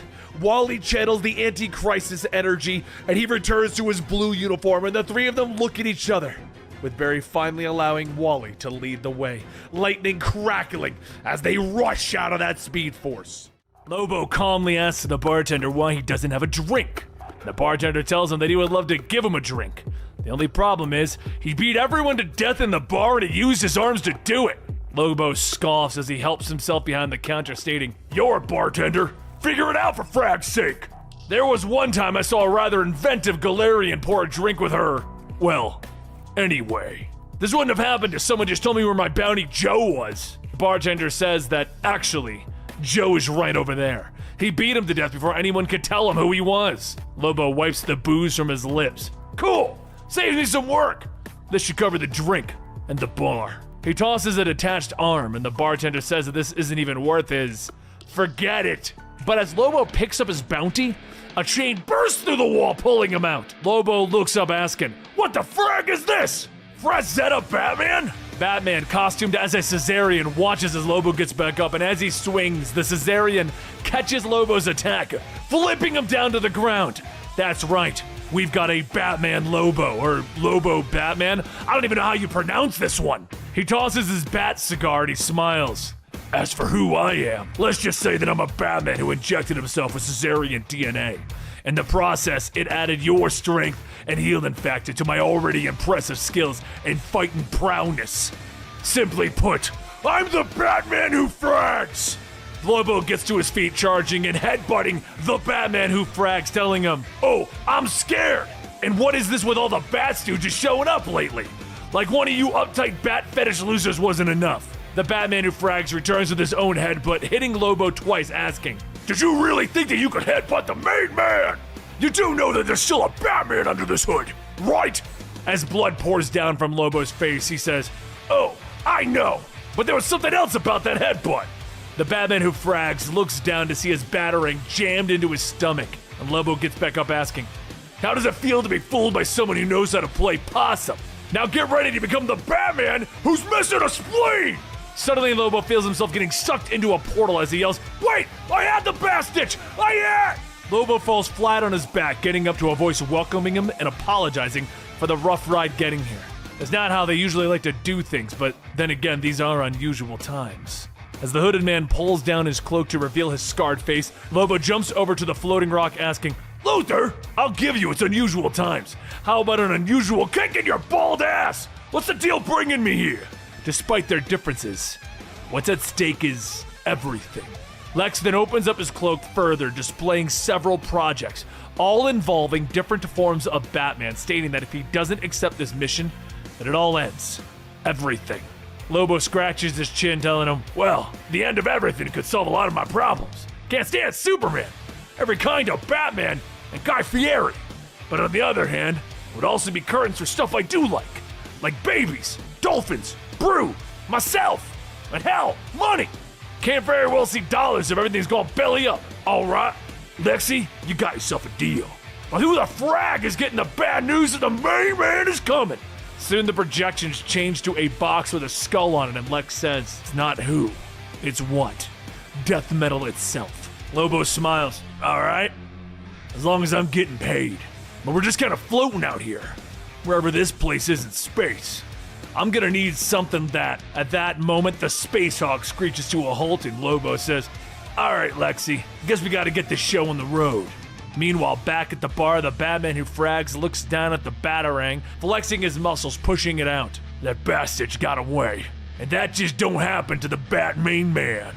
Yeah, I'd say someone's about to learn the hard way, something every single resident of my Gotham is well aware of. The Batman who frags doesn't send anyone to Arkham. He sends them to hell. Later at Black Hawk Island, Lobo crawls his way through the swamps asking, what is this place anyway? Someone thought you were real clever leaving this off the map. The place stinks like Jurassic shit. Better find that fragging death metal before some freak. But at that moment, a large man jumps out of the water growling. And Lobo yells, Black Monday! Should have known that you were the one stinking up the joint. How many more of you bat stitches do I gotta kill? Got you guarding the building probably because you're too stupid to know what the job really is. Black Monday punches Lobo shouting, stupid. No, you stupid! The two wrestle their way out of the swamp and towards the nearby building with Lobo taking out a giant gun, telling him, if you're wondering where I hid this enormous gun, well, a lady never tells. Lobo opens fire laughing. That's right! Nobody likes you! You smell bad and you got no friends! Black Monday pushes through the gunfire, putting Lobo in a chokehold, yelling, Black Monday is bad guy, but me I'm good friend. Lobo coughs. Alright, I get it. You did your job. Hell, maybe after this we can grab a drink or something. You know me. You know, just shoot the shit. Black Monday pauses for a moment asking, friend? And soon part of the wall comes crashing down with Lobo getting up telling him, no, you lunkhead! That's just something we have in common. Neither of us has friends. Only difference with me is I don't want any! Ha! After lighting up his cigar, Lobo looks through all of the relics on display as he sees the box that he's after. He takes it looking inside and he finds nothing, and a voice then asks, did he really think that something that powerful would just be lying around? Lobo tosses the box, telling him, no, I didn't, Hawk dude. Hawkman goes on telling him that he knows how tempting the power can be, which is why it's been kept away for all of these years. Lobo tells him, good, thanks for doing that. Now go on and relax, maybe take a nap or something, because that metal is coming with me. And if that means ripping your arm off and beating you with it, Hawkman sighs. Maybe he is, and fate's helped them if it's true. Maybe Lobo is their only hope. Come. The metal is all-powerful. Whoever wields it can rewrite history and can remake the universe. You must be careful, Lobo. As Lobo looks up at the pedestal, he reaches for the small box and takes it, stating, thought it'd be heavier. But just then, something explodes with Hawkman asking, did somebody follow you here? Lobo tells him, yeah, I got a hunch about that. The Batman who frags starts laughing as he shoots down from his bat jet. As the walls begin to fall around them, Hawkman yells that they need to get out of the inner sanctum. There's a portal here, and honestly, there's no telling where it leads. He'll stay back, and Lobo grabs onto Hawkman as he jumps into the portal, telling him, oh no, you're not! You're coming with me! As the two go tumbling out of the portal, they fall onto the ground, and Lobo looks around at a unicorn and crystals, asking, frag it, Gem World? Really?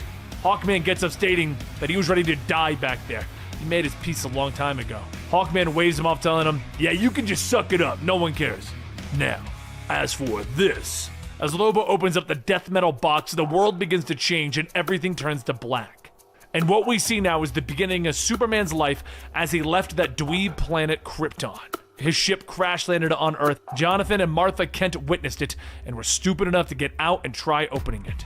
What they found was a disgusting cesarean baby. Oh, which one of you bastards is gonna change my diaper? Next is Batman. The Waynes left the theater after seeing the terrible movie Zorro or some crap like that, except this time, Lobo is the gunman who shot down the Waynes. And then there's Wonder Woman, Cyborg, Green Lantern, and even Martian Manhunter. Every hero in the timeline is now a Lobo. Lobo sits back laughing as he looks at all of the realities, stating, I'm a damn genius! Lobo Land! All I gotta do now is just think and it comes to life. And that's when a voice calls out, "Attention, Lobo. Cease! This is worthless nonsense." A hand reaches out of the portal, pulling him through, and Brainiac welcomes Lobo to the Hall of Doom. Lex had secretly instructed him to make sure that he relinquishes the death metal. Now relinquish. Lobo uses the death metal to put Brainiac in a dress, and she shouts, "Does not compute! You bland purse of proteins, attempting to humiliate an artificial intelligence. Your buffoonery is damning the multiverse." Lobo yells, "No one calls the main man bland. My Lobo senses have revealed your secret stash, oh guns." A small gun appears in Lobo's hand, and as he looks at it, he says, "Nah, too puny." And then it grows and grows, and finally it grows to the extreme. But just before Lobo can shoot, another voice calls out to him. And the Batman Who Frags shoots him in the chest. The Batman Who Frags laughs. Pathetic. Adios, bistach. Lobo groans as he sits up, stating, "There is only one main man, and then there's a barf bozo in combat boots." Lobo kicks the Batman Who Frags, reaching into another reality, stating, "Fine. But before I give this thing up, there's one last thing I need to do." Moments later, the Batman Who Frags crash lands into the Hall of Justice, getting up laughing. "You idiot! I'm still alive. You can't keep a good Lobo down. I'm gonna get my revenge. I'm gonna frag you until..." But at that moment, the Batman Who Frags is punched to the ground, and all of the hero versions of Lobo begin to stomp and hit him, as the Justice League of Lobo rules their universe until Lobo is ready to give it up. He orders Jean to connect the group telepathically and leads them on a charge against the monster. He orders Hawkgirl, Jean, and Starfire to attack the Knight to try and make it mad, and Lex and the Legion rush to the remnants of the throne, with Lex hooking Sinestro back to the machine to amplify his power. This will burn out all the extra forces, including the ultraviolet spectrum. Lex warns Sinestro. "I prefer the color of fear anyway," Sinestro sniffs, blasting the Omega Knight in the chest, burning a massive hole into the monster. The great creature falls, creating a massive quake as it slams into the earth. And with it finally done, Bobo turns to look at the villains that have gathered. "Hey team, what now?" "Isn't it obvious? We get back to what we were doing before the giant attacked." "Yeah, we kill Lex." Grodd rumbles in agreement with Cheetah. Lex stands before them, knowing that he broke their trust. "I could earn it again only if you joined me," he tells them, letting them know that they can reach their goals without the help of the League. But Jean steps forward, reminding Lex of a conversation they had a long time ago, when the Martian first asked Lex to join the League, and he refused. "There is an Earth saying that we also had on Mars. If only I knew then what I know now. But you do know now, so I tell you this again. The League could use your help, Lex. What path do you choose?" Suddenly there's a massive boom, and the Legion of Doom are gone, teleported away via boom tube. "Please tell me that Lex couldn't have used a boom tube that whole time," Cyborg mutters, and the group agrees that it doesn't matter, and Jean informs them that he has a link with the Green Lanterns, and they are all going to meet on Themyscira. Elsewhere, the Justice League is facing the massive visage of the Castle Bat.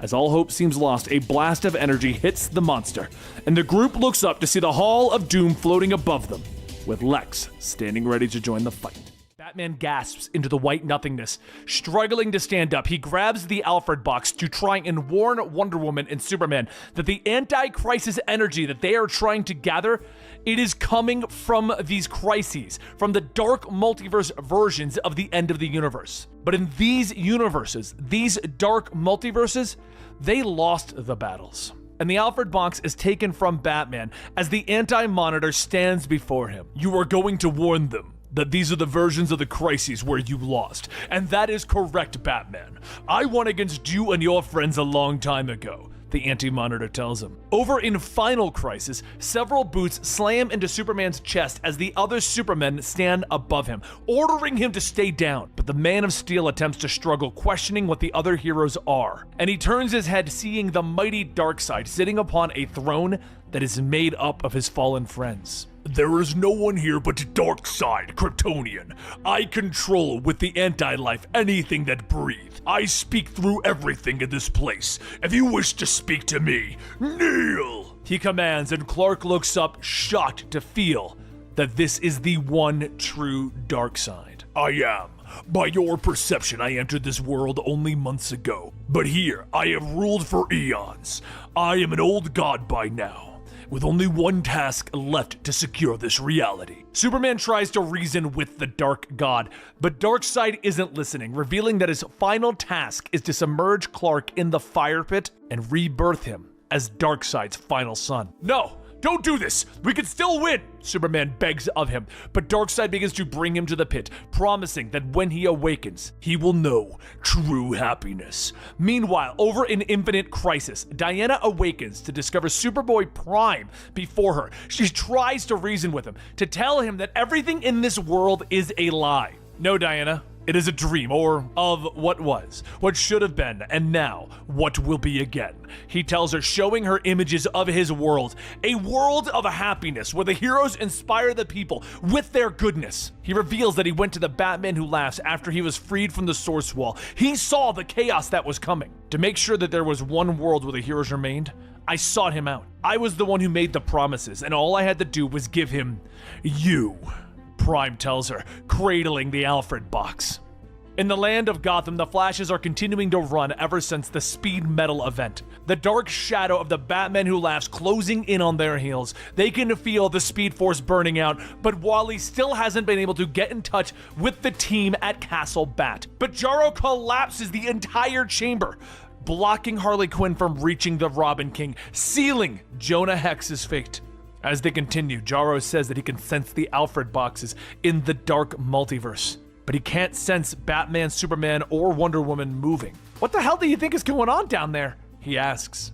Diana is trapped, still trying to reason with Superboy Prime. Don't do this, Prime, she begs of him, but Superboy tells her that she did this. She left Wally exposed. She had the lanterns destroy the antenna so that the world would go somewhere else. You gave me everything that I needed, he tells her. He explains that moments from now, he will redirect this crisis energy to the One Who Laughs, that they will power him up, and he will make these worlds real and lasting. I'm saving you, Diana. Saving you all. If making a deal with the devil is the only way to do that, then so be it. Meanwhile, Batman can feel himself being torn apart as he asks the Anti-Monitor what he is doing to them. Doing? Not doing, undoing. You are the last bit of matter in all existence. Once you are gone, I can finally devolve. Then all will be still, the boy tells him. Batman begins to be pulled apart as the Anti-Monitor is watching. Meanwhile, back with Superman, he's being lowered into the fire pit, pleading with Darkseid not to do this. And the ruler rumbles. Superman is, while he burns the Alfred box in his hand. Superboy Prime looks down at the box in his hands, and he prepares to send the energy to the Batman Who Laughs. Look, I'll admit it, you're right, Diana tells him, telling him that the world isn't what it used to be because the only constant is change. But she asks him to picture the multiverse, where all the worlds exist, each unique and connected. He can have a world like this one, and it won't be alone. It won't be created at the expense of others. It's the dream, Prime, the real one, she tells him as she puts her hands on his shoulder. Superboy Prime turns, and he backhands her through the wall of his fortress. She pushes off and they rush at each other, locked into combat. What good is a world of hope if it is born from evil and death? She asks him. Batman is being torn apart. Superman emerges from the pit, and the Flashes continue to run, aware that they cannot outrun the Batman Who Laughs any longer. Superboy Prime and Wonder Woman are continuing their battle, slamming each other into the walls. You talk about an endless multiverse, but all that means is that another world could destroy ours. That nothing would be safe. You're just taking some shot in the dark, Diana, he yells at her. You're right, but isn't that what all of this is? Diana coughs. Superboy pauses. Superman, isn't that all he is? Diana asks, and Superboy Prime screams, bringing his fist down.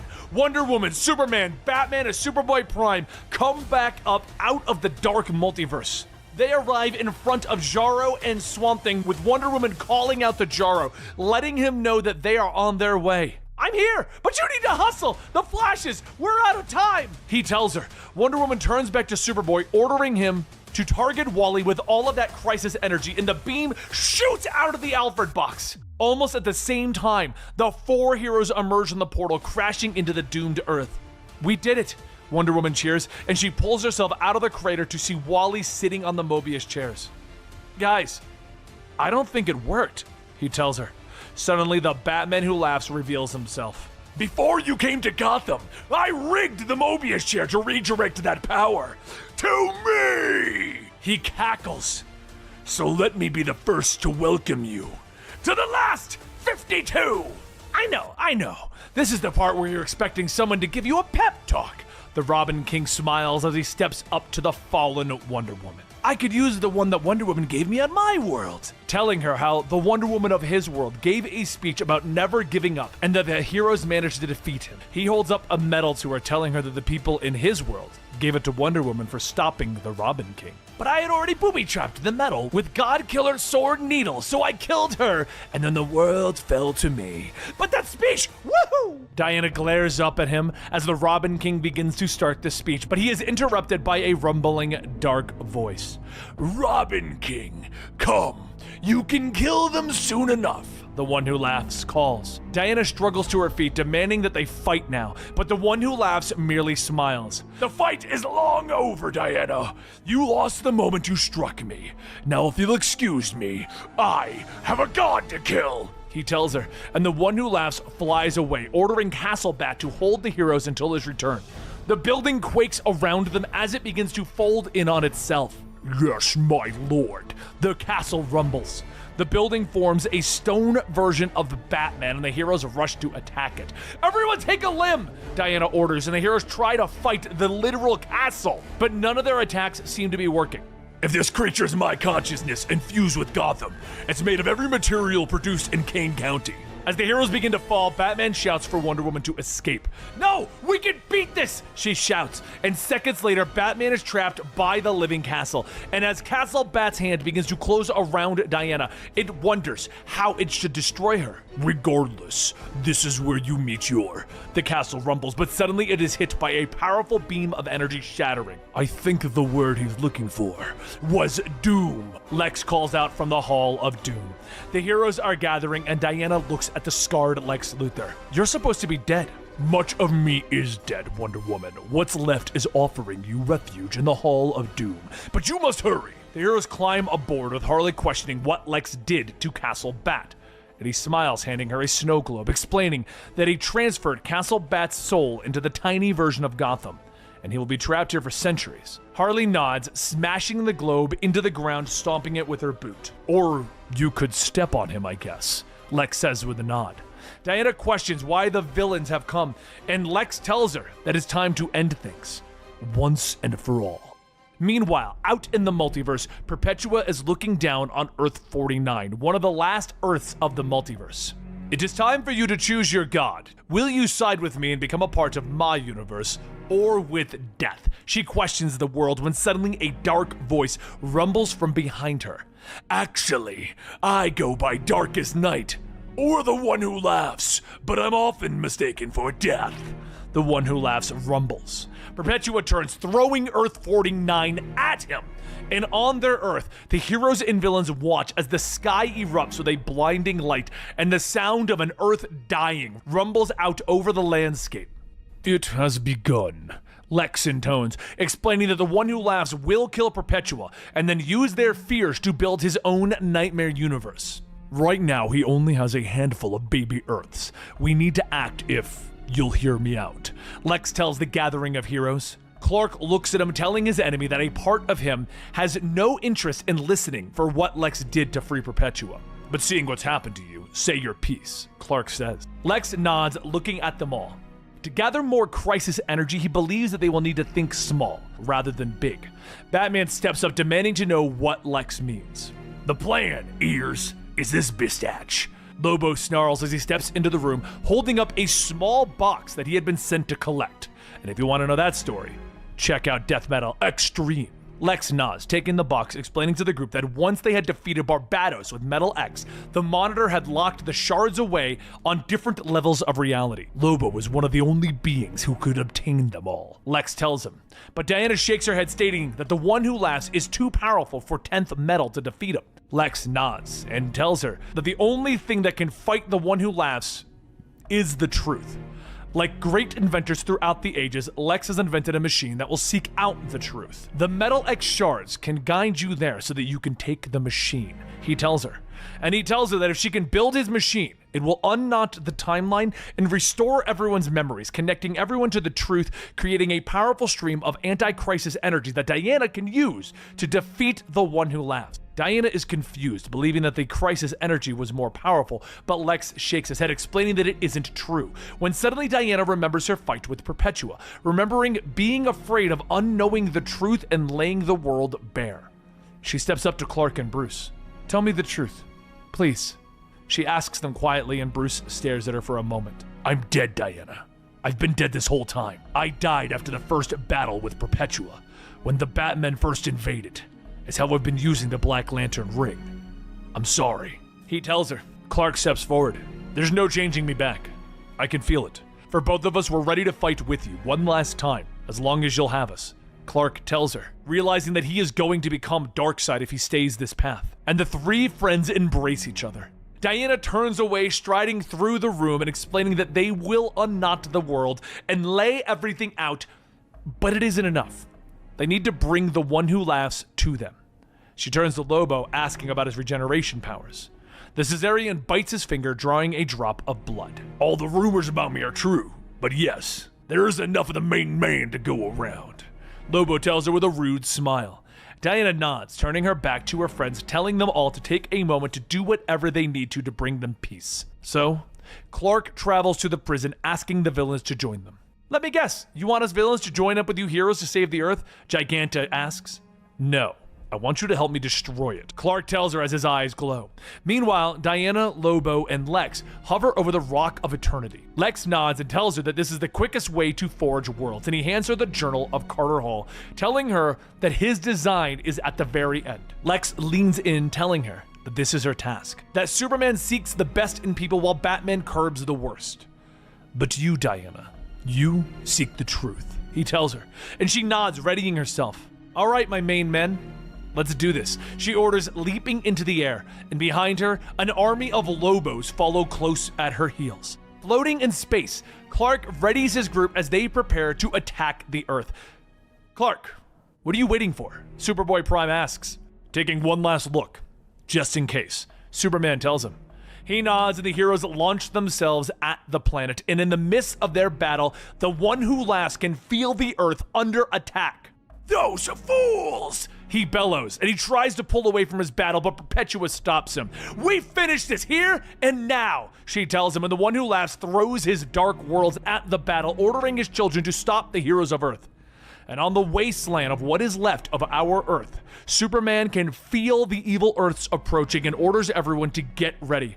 Batman nods, looking back at his army of undead heroes. "Everyone, let's show them what a real Earth can do," he yells out, and suddenly the sky splits and the dark Earths arrive. The heroes all look up, staring in disbelief at the number of worlds that tumble towards them. "What do we do?" Guy Gardner asks. "We do what Diana told us to do. We fight like there's no tomorrow!" Donna Troy shouts out, and Batman watches over everyone as they make their final preparations. Have they done enough? Or are they marked to die? In this futile mission, they only have one weapon that can pierce the heart of an enemy to win the day. And as Batman stands, he feels the touch on his shoulder. He hears a voice telling him that he looks tired and that they still have a few hours. He tells Batgirl that there's too much to do, too much to say. She's always been a leader. She sees solutions in different ways. He underestimated her in the past, and for that he is truly. But Batgirl stops him. "We're already dead, aren't we?" Batman says maybe, but we can still fight for the living. It's what we do. Someone might live on, someone we love, and I hope it'll be you. Gather the boys. We have time for one last Bat family meeting. Batgirl does just that, and as she gets Nightwing, he'd rather talk to her before them. There are things that he wants to get off his chest before, but she stops him and tells him that there's no need for that. She does not need to be reminded of how deeply he hurt her. Whatever he has to say, just keep it to himself. She doesn't need him throwing emotional bombs at her before the final fight. As everyone gathers, Batman says that he's going to skip to the end. The end of what's important here. Do we all have what we need to get the job done? Everyone looks at their supplies, and as they all pool their resources, Batman smiles, telling them, "We are ready, except for them." Batman places his hands on both Batgirl and Nightwing's shoulders, telling them that they need to skip to the part where it's resolved, because he needs them in the headspace now. Nightwing says, "Fine, Barbara, marry me. Batgirl stops him. Wait, is that where you think this ends? Batman waves his hand, telling them, by the power vested in me by no one, you're married. Done. Now let's give the newlyweds some space. As they're left alone, Nightwing says, so, we have tonight. And Batgirl tells him that they could be married tonight if he wants. But it doesn't stand if they live. Nightwing says, of course, if they live, it's void. Annulled. Until he can win her back. Batgirl asks, does he really think he can? And Nightwing tells her that he hopes to have a lifetime to try. From the moment they met, she was his other half. And we end with our final tale before the final fight. The Man of Tomorrow. As Superman thinks to himself, he knows that he can't be everywhere at once, or can he? Instead of spending his time with Lois and John, saying his farewells, he's working. Even now, with all that's gone on, 7 billion people are afraid that this is their last day on Earth. Half the human race has shut down in terror and despair, and the other half has surrendered to anarchy. Choosing them and his family seems impossible, but Superman doesn't believe in the impossible. His son is back from the 31st century, his time bubbles damaged, but pieces survived. By melding them with the last samples of a few rare Kryptonian elements, he should be able to improvise a makeshift chronal device capable of sending him back in time approximately 1 hour. The world is in absolute turmoil. His friends are concentrating on providing aid and keeping the peace, controlling the moment, but he is choosing a different path. His hour is up far too soon, and there's still so much left to be done. So much that can be done. If he risks activating the time shift device again to relive the same 60 minutes, there'd be 2 of them. 2 Supermen to set an example. Not enough. What if he made it 3? In fact, until the time shifter gives out, he can keep using it 10 times, 100 times, 1,000 Supermen to lead by example. For the first and last time in his life, for 1 precious hour, he can be everywhere that he is needed. This is a job for Superman, to pull people out of their despondence, to make them feel less alone, to give them confidence in the future. And if they're going to survive this night, they have to be able to picture the sunrise. They need to believe that tomorrow will exist. They need hope. He had thousands of hours to dread this moment, but they've helped him come up with the right words. He tells them where he's going, that he doesn't expect to return, that he loves them. He tells them goodbye. So let them make the most of it. The monsters of the Dark Earths begin to drop onto the battlefield, twisted and grotesque copies of the true Earths. They roar and bellow with an animalistic rage. Superman stands ready, his hair blowing in the wind as he orders his army of Earth's heroes, villains, and citizens. God, I wish I still had my hair. Look at you, you fiend. Lex whispers jealously. And Batman looks at Clark, pointing out that the one who laughs didn't have a lot of time to create these Earths. I was thinking the same thing. This might be his whole army. Batman nods, throwing down his bag and using the Black Lantern ring to resurrect the dead body of the former Batman who laughs. We're getting ready to attack, Swamp Thing shouts, and Harley lifts her hammer in anticipation. You want to say it, kid? She asks Jarro. All right, everyone. Freaking charge! The tiny starfish shouts. Language, kiddo, language. Batman shouts at his sidekick. The battle is joined, and in the darkness of the passage to the Forge of Worlds, the passage is supposed to hold the world's fear. But Diana believes that there is no room anymore. Lobo suddenly turns as the darkness shifts and it warps. Laughter begins to echo all around them. Look out! He screams as the hands begin to lash out, attacking him and his clones. It's him, the one who laughs, the fear of him taking form. He's the last terror in existence, Diana shouts, in the cosmic realm between the multiverse. The one who laughs and Perpetua continue their battle. The ancient god is becoming tired, and she tries to reason with the one who laughs, offering a deal. Sure, how about I kill you and take the last of your power? Sound good? He cackles at her, and she whirls, blasting him with energy. The one who laughs screams in pain, lashing out with his own power. Their energy crackles as Perpetua tries to explain that if she dies, the hands of creation will come. When they see what you've done, it'll be the end of us all. She cries out, and the one who laughs smiles. Do you promise? On the remains of Earth, the heroes continue their battle. Batman swinging his scythe, rallying his family. Superman flying through the battle, Omega beams shooting out of his eyes. The Flash is running and fighting. And in the darkness, the Lobos are trying to protect Diana as the laughter continues. And he finally yells for her to run, to take the book and build the machine. But she continues her battle until finally one of the dark hands grasps the journal and pull it out of her hands. She screams as she plummets into the darkness, and as she finally falls free, she lands in the Forge of the Worlds. No, the journal! She whispers, but a voice rumbles to her from nearby. It would have made a little difference, Darkseid tells her. He tells her that the Forge dims by the minute, that the One Who Laughs creations have no soul or hope, and when the heroes of Earth die, the Forge will spark. No! There has to be a way to win! Diana shouts defiantly. Back in the space between the multiverse, Perpetua has lost. She cries out, telling the One Who Laughs that she only wanted mankind to be what it was meant to be, and he laughs at her, covering her in the stones of the multiverse before shattering her to pieces. Meanwhile on Earth, the heroes cheer as the forces of the Dark Earth begin to retreat, and Clark stands strong, watching the darkness fall back. That's right! You better run! Booster Gold shouts out. This place may be a dump, but it's our dump! Clayface rumbles, but Batman isn't cheering, and Superman walks over to him. Something doesn't feel right, Batman tells his friend. Jaro agrees, and the others begin to feel something different as well. I feel it. The One Who Laughs is coming. Abigail, the avatar of the Rot, whispers, but a booming cackle fills the battlefield. I'm already here! The One Who Laughs gloats. In the time that it took you to cheer, I've realigned the Earth. I finished creating all my planets, all my armies. Here are my favorite soldiers, the ones that I've been saving for your last moments. So say hello to your darkest nightmares before they kill you! He cackles, and Batman stares at a new army of dark mirrors. Clark, I just want you to know our friendship. I know, brother. Superman tells him, and Clark turns to the rest of the army. Everyone, this is it. Gather your families. Fight alongside them.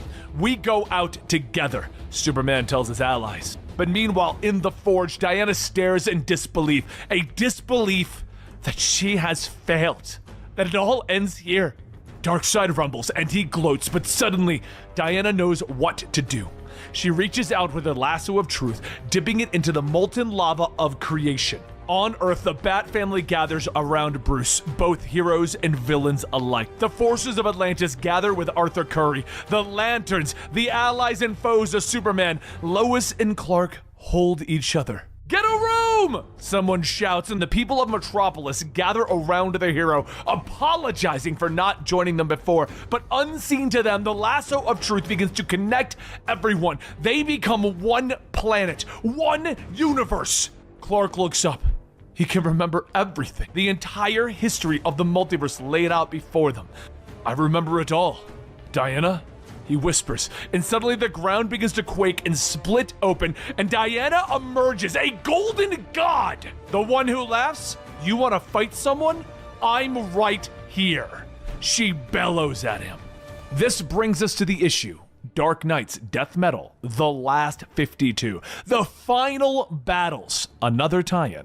As the final fight draws closer, Diana is reminded of a time when she was younger. She attended the funeral of the fallen warrior named Ella, who had led her sisters into a great battle against Hercules. Many statues are put up in the Garden of Rose, and now Ella could be among them. The young Diana thought that maybe now Ella could be with her friends again, that maybe her death isn't anything bad, but a vision of Ella told her no. Death is not a blessing, it is horrible, and she must fight on. As Diana stares face to face with the Batman Who Laughs, God to God, she knows that she must fight. She went to the Forge of Worlds to find a way to stop the Darkest Night, and it is there that she realized something. They are one universe. They all matter, even him. Lex Luthor designed a machine that would force them to see the truth, but in reality, the truth was, it was in them all along. And it is time that she brought it out of the one who laughs. She wraps her lasso around him, and he smiles, asking if she just wanted the truth. All you had to do was ask. All the worlds created. It is your nightmares. And we are also so much more. Worlds where the damsel in distress killed her saviors, where the Boy Scout finally saw that humanity was beneath them. Even a world where the Ocean Mother turned her monster child into a weapon of war. Can't you see? These worlds are your truths. These are what you'd become if you drop the pretentiousness and let the real you shine. You and your friends are a great lie in the multiverse. The lie that there is a hope. And out on the battlefield, the heroes begin to fight with hope. Hope that there will be another tomorrow after this, that there will still be a world to call home. Even as the twisted version of Wally West takes aim to kill everyone, the original tries to stop him. Wally catches the bullets, realizing that this version of him is a version from a world where things aren't an accident, where he liked it. The Dark Wally tells him no. I loved it. Barry was famous for dying, right? How about we make you famous too?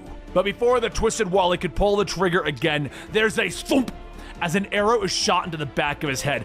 The reanimated zombie Roy Harper tells him that it wasn't him. Not by a long shot. Wally that he knew was a good man and would never act like a tool. He was there with them. We were both hurting, and there's no hard feelings for what happened. But you do owe me. Now, how about we forget the guilt trips and take down some of these ugly boy wonders? I'm up 2-1. And so the heroes press on, even as all hope is seemingly lost. There are always friends beside you to help keep that spark alive. But as Diana watches, the Batman Who Laughs whispers in her ear that she knows war better than most. Hope on the battlefield can be a killer. So gaze upon the reality of this lost war and tell me what you see. As the different possibilities span across, the Batman Who Laughs asks, do you see it? What do your friends not want to admit? What is the truth of the battlefield? Diana tells him that war has no happy ending. The Batman Who Laughs tells her, exactly! Yet the others keep fighting. Heroes and villains working together for a common cause. And they all risk their lives for you. You are no god. Gods are cruel, like me. So you will submit. You will fall. You will bend the knee. And if you ask nicely, we can stop all of this fighting. All the pain can stop. And your final moments will be peaceful while the multiverse turns to nothing. I will gift you that blessing. Diana turns back to her childhood once more, seeing the statues of Ella's fallen. A second statue is being constructed of Ella beside them. But as the young Diana watched, her mother asked if Ella. Diana stops her. What did Ella mean? That death has no blessing. Hippolyta says that during the war with Hercules, Ella's faith wavered. She prayed the war would just end. The reality of war scarred her. She believed that she lived because she didn't push herself as hard as her sisters. And if she had given her all, without fear, her sisters might have lived as well. She would rather have given everything and died there, then her death would have had meaning. So the Batman Who Laughs asks again. She could stop it all right now. Just say the word. Diana pushes back, telling him no. She'd rather die. The Batman Who Laughs cackles in delight. Now that's the spirit! I knew you had it in you! Who better to be the harbinger of death to the multiverse than the Avatar of Truth? Your death cry will signal to your world that the end has finally come. Diana pushes forward, telling him that the only sound the multiverse is going to hear is the sound of her kicking his ass. Meanwhile, over with Superman and the side story, First and the Last Men. The ground trembles in the wake of the fighting Supermen, but Superman stops for just a moment. He watches as all of the Supermen surround him and says, "It doesn't have to be like this." Saint, an evil variation of Superman, tells him, yes, it does." Superman looks past him, telling him, "I wasn't talking to you. I was talking to the last son." Saint laughs, "He has nothing to say." But Superman ignores the comment, flying up, trying to convince the last son that things don't have to be like this. Remember what your S stands for. Join us. fight for what we've always stood for. The last son clenches his fist and punches Superman to the ground with a thundering krawoom. Superman rushes back fighting, telling him, "You've got to be in there somewhere. Some part of you still believes in the truth, in justice, in tomorrow." The last son punches again, launching Superman with a crack-a-goom back into the ground without saying a word. Everyone watches as Saint tells him, This is a lesson. The Superman laid low because his principles stand between him and victory. As blood drips from Superman's face, he stands up telling him, "I don't need to win. All I need is to believe that I still can. That's what hope means." Superman and the last son fixate their eyes on one another, and with all of their energy, they focus their heat vision, blasting away, creating a massive explosion. But as the last son still stands, Superman falls to the ground exhausted, and Saint tells him, That hope is a refuge of the insignificants like you. It's embarrassing that we share the same name and blood. How about we just wait for hope to save the day? Surely it'll be here any. But at that moment, a voice tells him, "Sure as shooting." Superman looks up to see Henshaw, Luthor, and Zod all coming to aid him. Henshaw states that Superman has been a pain in his side for a long time, but considering the situation, Saint grabs a pointed rock ready to slam it into Henshaw, shouting that only the mighty will prevail, but Superman punches him back, knocking him away, and then falls to his knees. He tells Supergirl that he doesn't have anything left, the anti-life. "Don't give up.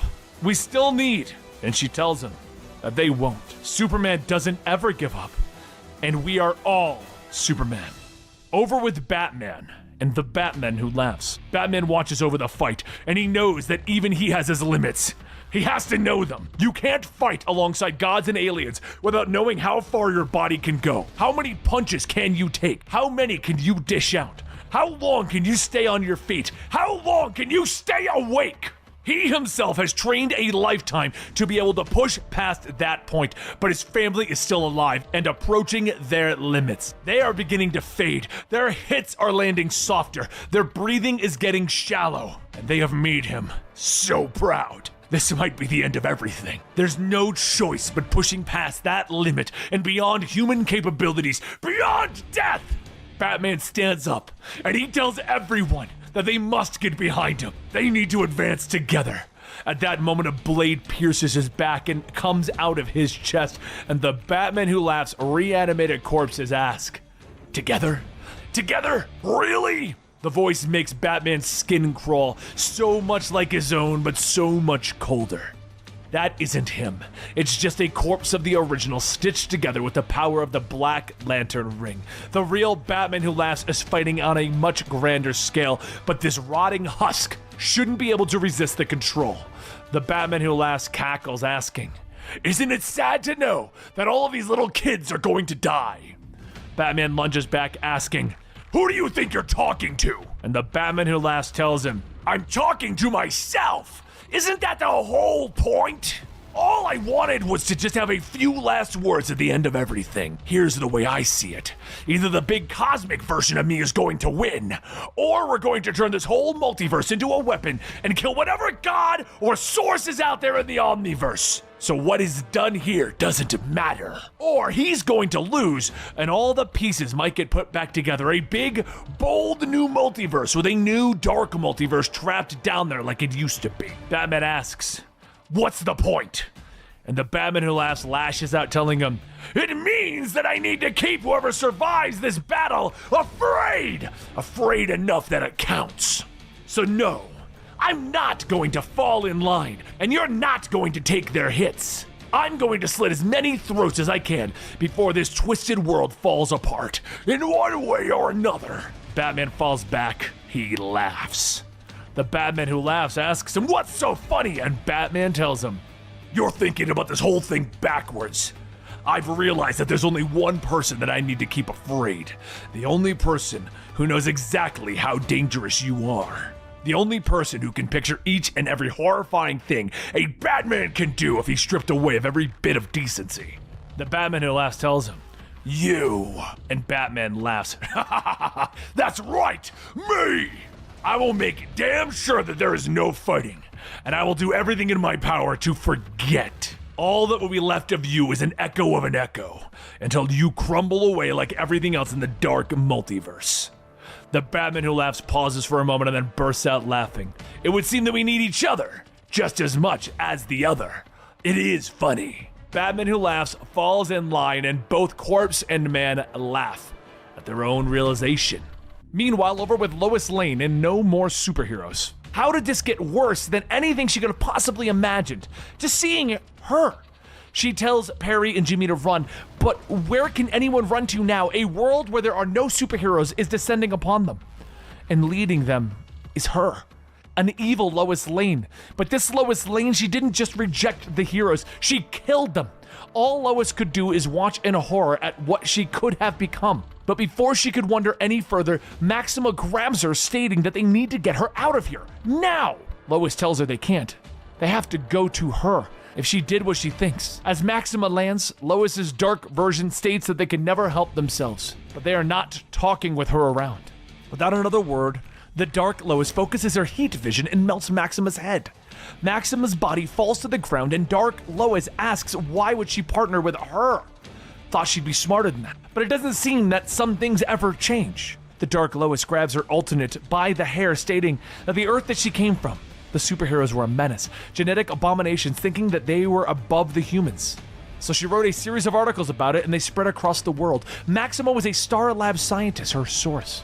They were exposing them for what they truly were, until she gave herself powers.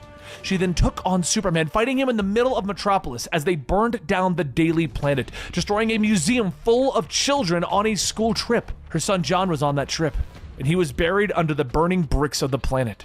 She survived, but John didn't. Neither did Maxima. She died in the battle. Superman went on an apology tour. His last stop was with her in an interview. He didn't know what hit him when she pulled out a parting gift made by Maxima, Amber Kryptonite. It absorbed all of Superman's powers and it killed him. And she cut off his damn head. The Dark Lois holds her counterpart up, telling her to look. This is her Earth. It is burning because of their superhero problem. And the truth is, they really are the same. And if they are, then she has at least thought of the possibility that they'd go rogue. The truth is, Lois did once too often. The Dark Lois begins to fly up, asking why is she so quiet? Because if she'd call for him, he'd come and save her. Go ahead, scream Superman's name and bring him right here. Lois knows that she doesn't have to scream. If she makes even the softest cry, he'd hear her. Calling him would be killing him, though. It'd kill them all. Clark has made many sacrifices in the past, so now it's her turn. Her time to bring that truth to power, no matter the risk or the cost. The dark her wanted her to scream? No, not now, not ever. Diana watches as the battle is unfolding all around her, the Bat family clashing against an army of crows led by the Robin King. Superman leads a group of his alters against the dark Superman that was lost before he reached Earth, and he now has the power of several suns. Some have already fallen. As the forces of good clash against the dark Earths, Diana lashes out, meeting the One Who Laughs in a battle of the gods. She knows that he is her final enemy, and she also knows that he is stronger than her. She reaches out, shrinking one of the Dark Earths, slamming it hard into his face, and he laughs, reaching down for the Teen Titans, lifting them up and throwing them across the battlefield. Diana takes precious moments to catch them. It's all her enemy needs as he slams her with enough force to knock them both through time. She slams into the ground as the dinosaurs are walking around her. She hears the voice of the One Who Laughs and orders the coward to show himself. Maybe if the folks respect the past this time, the big rock won't go boom. He shouts as he tackles her again. On the battlefield, Barry dodges lightning blasts from the Dark Wally that never stepped off of the Mobius chair. And Arthur is squeezed by a kraken that is controlled by his mother, who has become the Dark Queen of Atlantis. Harley and Abigail try to free Swamp Thing from a much bigger and angrier Guardian of the Green. The Bat family continues to fight against waves of crows. Tell me our shorts weren't this short, Jason yells as he cuts off the head of another crow. No way! They were so much shorter, Barbara shouts to her friends. I will not die by pixie boots! I will not die by pixie boots! Dick keeps repeating as he kicks and leaps among his enemies. Batman's villains stand by his side, Joker laughing as he kills Robins, the Robin King laughing and gloating as he watches the battle. My family can do this all day, Junior! Batman snarls at him. The Supermen are continuing to fight the last sun. Hit him with everything! We can destabilize his core! Clark shouts as he lashes out with Omega beams. Diana can see all of this and shouts for her friends to keep fighting. And when she looks around, she's suddenly surrounded by nothingness. Where am I? At the beginning of it all, the one who laughs cackles at her when suddenly they look up to see Perpetua's hand of creation. It reaches out, prepared to create the world and start history towards this moment. The one who laughs looks at her and tells her that no matter what she does, she will lose. If they don't restart the universe, half of her friends will be dead and the hands of creation will return and wipe the world from existence. Diana looks to the future and knows that he is right. There is no winning this battle. On the battlefield, Barry is distracted by Wally. The rogues appear, pulling the former hero from his chair and stopping him. Donna, Troy, Artemis, and Hippolyta arrive to save Arthur and his family from the dark version of his mother, and Dick screams as Barbara falls. Joker laughs as he tries to push his guts back inside of a wound in his stomach. Damien fights to stand by his father as another wave of crows rush them. Father, this is it. I want to tell you something. I need you to know. I definitely would have been the best Batman. Damien whispers to his father. The crows circle them as Batman, Damien, and Nightwing fight back to back. The Supermen begin to fall, Clark rushing forward, slamming hard into the last sun, bringing him away from the battlefield and out into space. Diana and the one who laughs stand as Perpetua's hand begins to create. He tells her that she has two choices. If she continues to fight, then neither of them will be strong enough to fight the hands of creation. Or you surrender. I kill the hands, and I will grant you, your friends, and everyone on Earth a restored Earth, safe and happy, he tells her. But he uses his moment of distraction to lash out at Diana. She dodges the attack, kicking the hand of Perpetua back into the one who laughs face. On Earth, Harley has fallen, and Batman's ring hand is cut off and the Black Lantern ring falls away. Clark is burning as he carries the last sun into space. Diana punches the one who laughs forward in time while this is going on. Past round tables of friends coming together, rockets bringing a young baby to Earth until they reach the fiery end of time, where all realities burn up in the ever-expanding sun that cannot be stopped. This is where you die, monster! She screams, and the one who laughs smiles. Better hurry then, because they're here. He cackles at her. Diana turns as she can see them coming, the hands of creation. The one who laughs tries to convince her one last time, just join him and he'll restore her world. It doesn't have to end this way, he whispers to her, and back on Earth, Batman falls to his knees, surrounded by the bodies of the crows and his family. Man, oh man, what a neat fight! The Robin King laughs. He begins to gloat. He knows that Bruce can't hold his undead body together, not without the Black Lantern ring. But you can rally! You're Batman after all. Say it for me, just once, in that voice. I'm Batman. He laughs. Bruce nods as he looks down at the severed stump of his arm. Sure, kid. But first, I've met a lot of me, and I've got to say, you're not the brightest if you think that I would keep the real ring on my hand. Batman says to him. The bat symbol on his chest begins to glow with the light of the Black Lantern symbol as he stands. See, now I have your army and mine. So yeah, I'm Batman. But it feels better to say, we're all Batman. Except you, punk. He tells him as the Bat family rises, the crows alongside them, now all under control of the Lord of the Dead, Batman. Isn't that right, old friend? Batman asks as Alfred steps out of the shadows. It certainly is, sir. And let me say, how much I've missed you all. Now, let's give this little brute a timeout, Alfred tells him. Out in space, Clark is dying as the last sun gloats. But suddenly Lex is there in one of his suits. Clark looks up, barely conscious, as he asks Lex what he's doing. No way this universe ends without me getting to kill at least one Superman. Now go, he shouts as he knocks Clark away. He smiles at the last sun, telling him that his suit is powered by a miniature black hole. Nonsense. Such a suit would be unstable. Any real damage would cause a black hole event. Huh? I guess that's why I've never worn it before, Lex says simply as that suit detonates and begins to suck everything into the black hole. But meanwhile, at the end of time, Diana continues to push the one who laughs into the sun as the villain screams for her to picture the perfect world that she could have had. She can see it, and she realizes it would be a world where her friends are young and happy. where this darkness never happened. She closes her eyes and she looks at it and sees it unfold before her. She watches as she shoves the one who laughs screaming into the flames. For a long time, there's nothing. And so Diana finally opens up her eyes to the white void around her. A voice is speaking to her, a voice of creation. When they created the multiverse, their hope is that the people would ascend. But the people of her world activate the fight against this. My kind has rarely been so stunned and horrified, the voice tells her. So it's true? Everything is undone? Please, I must know. She whispers to the void, and the voice refuses to tell her until they have appeared as a form that she can understand. To show you an example of a being my kind does admire, a creation that we celebrate for its heroism. In moments, Diana stands before the younger version of herself, and she is confused. The young Diana smiles as she explains that she saved them, even though it would mean the end of her being. We have never seen any other multiverse do something so foolish or admirable. As such, you have caused us to rethink our methods, the young Diana explains.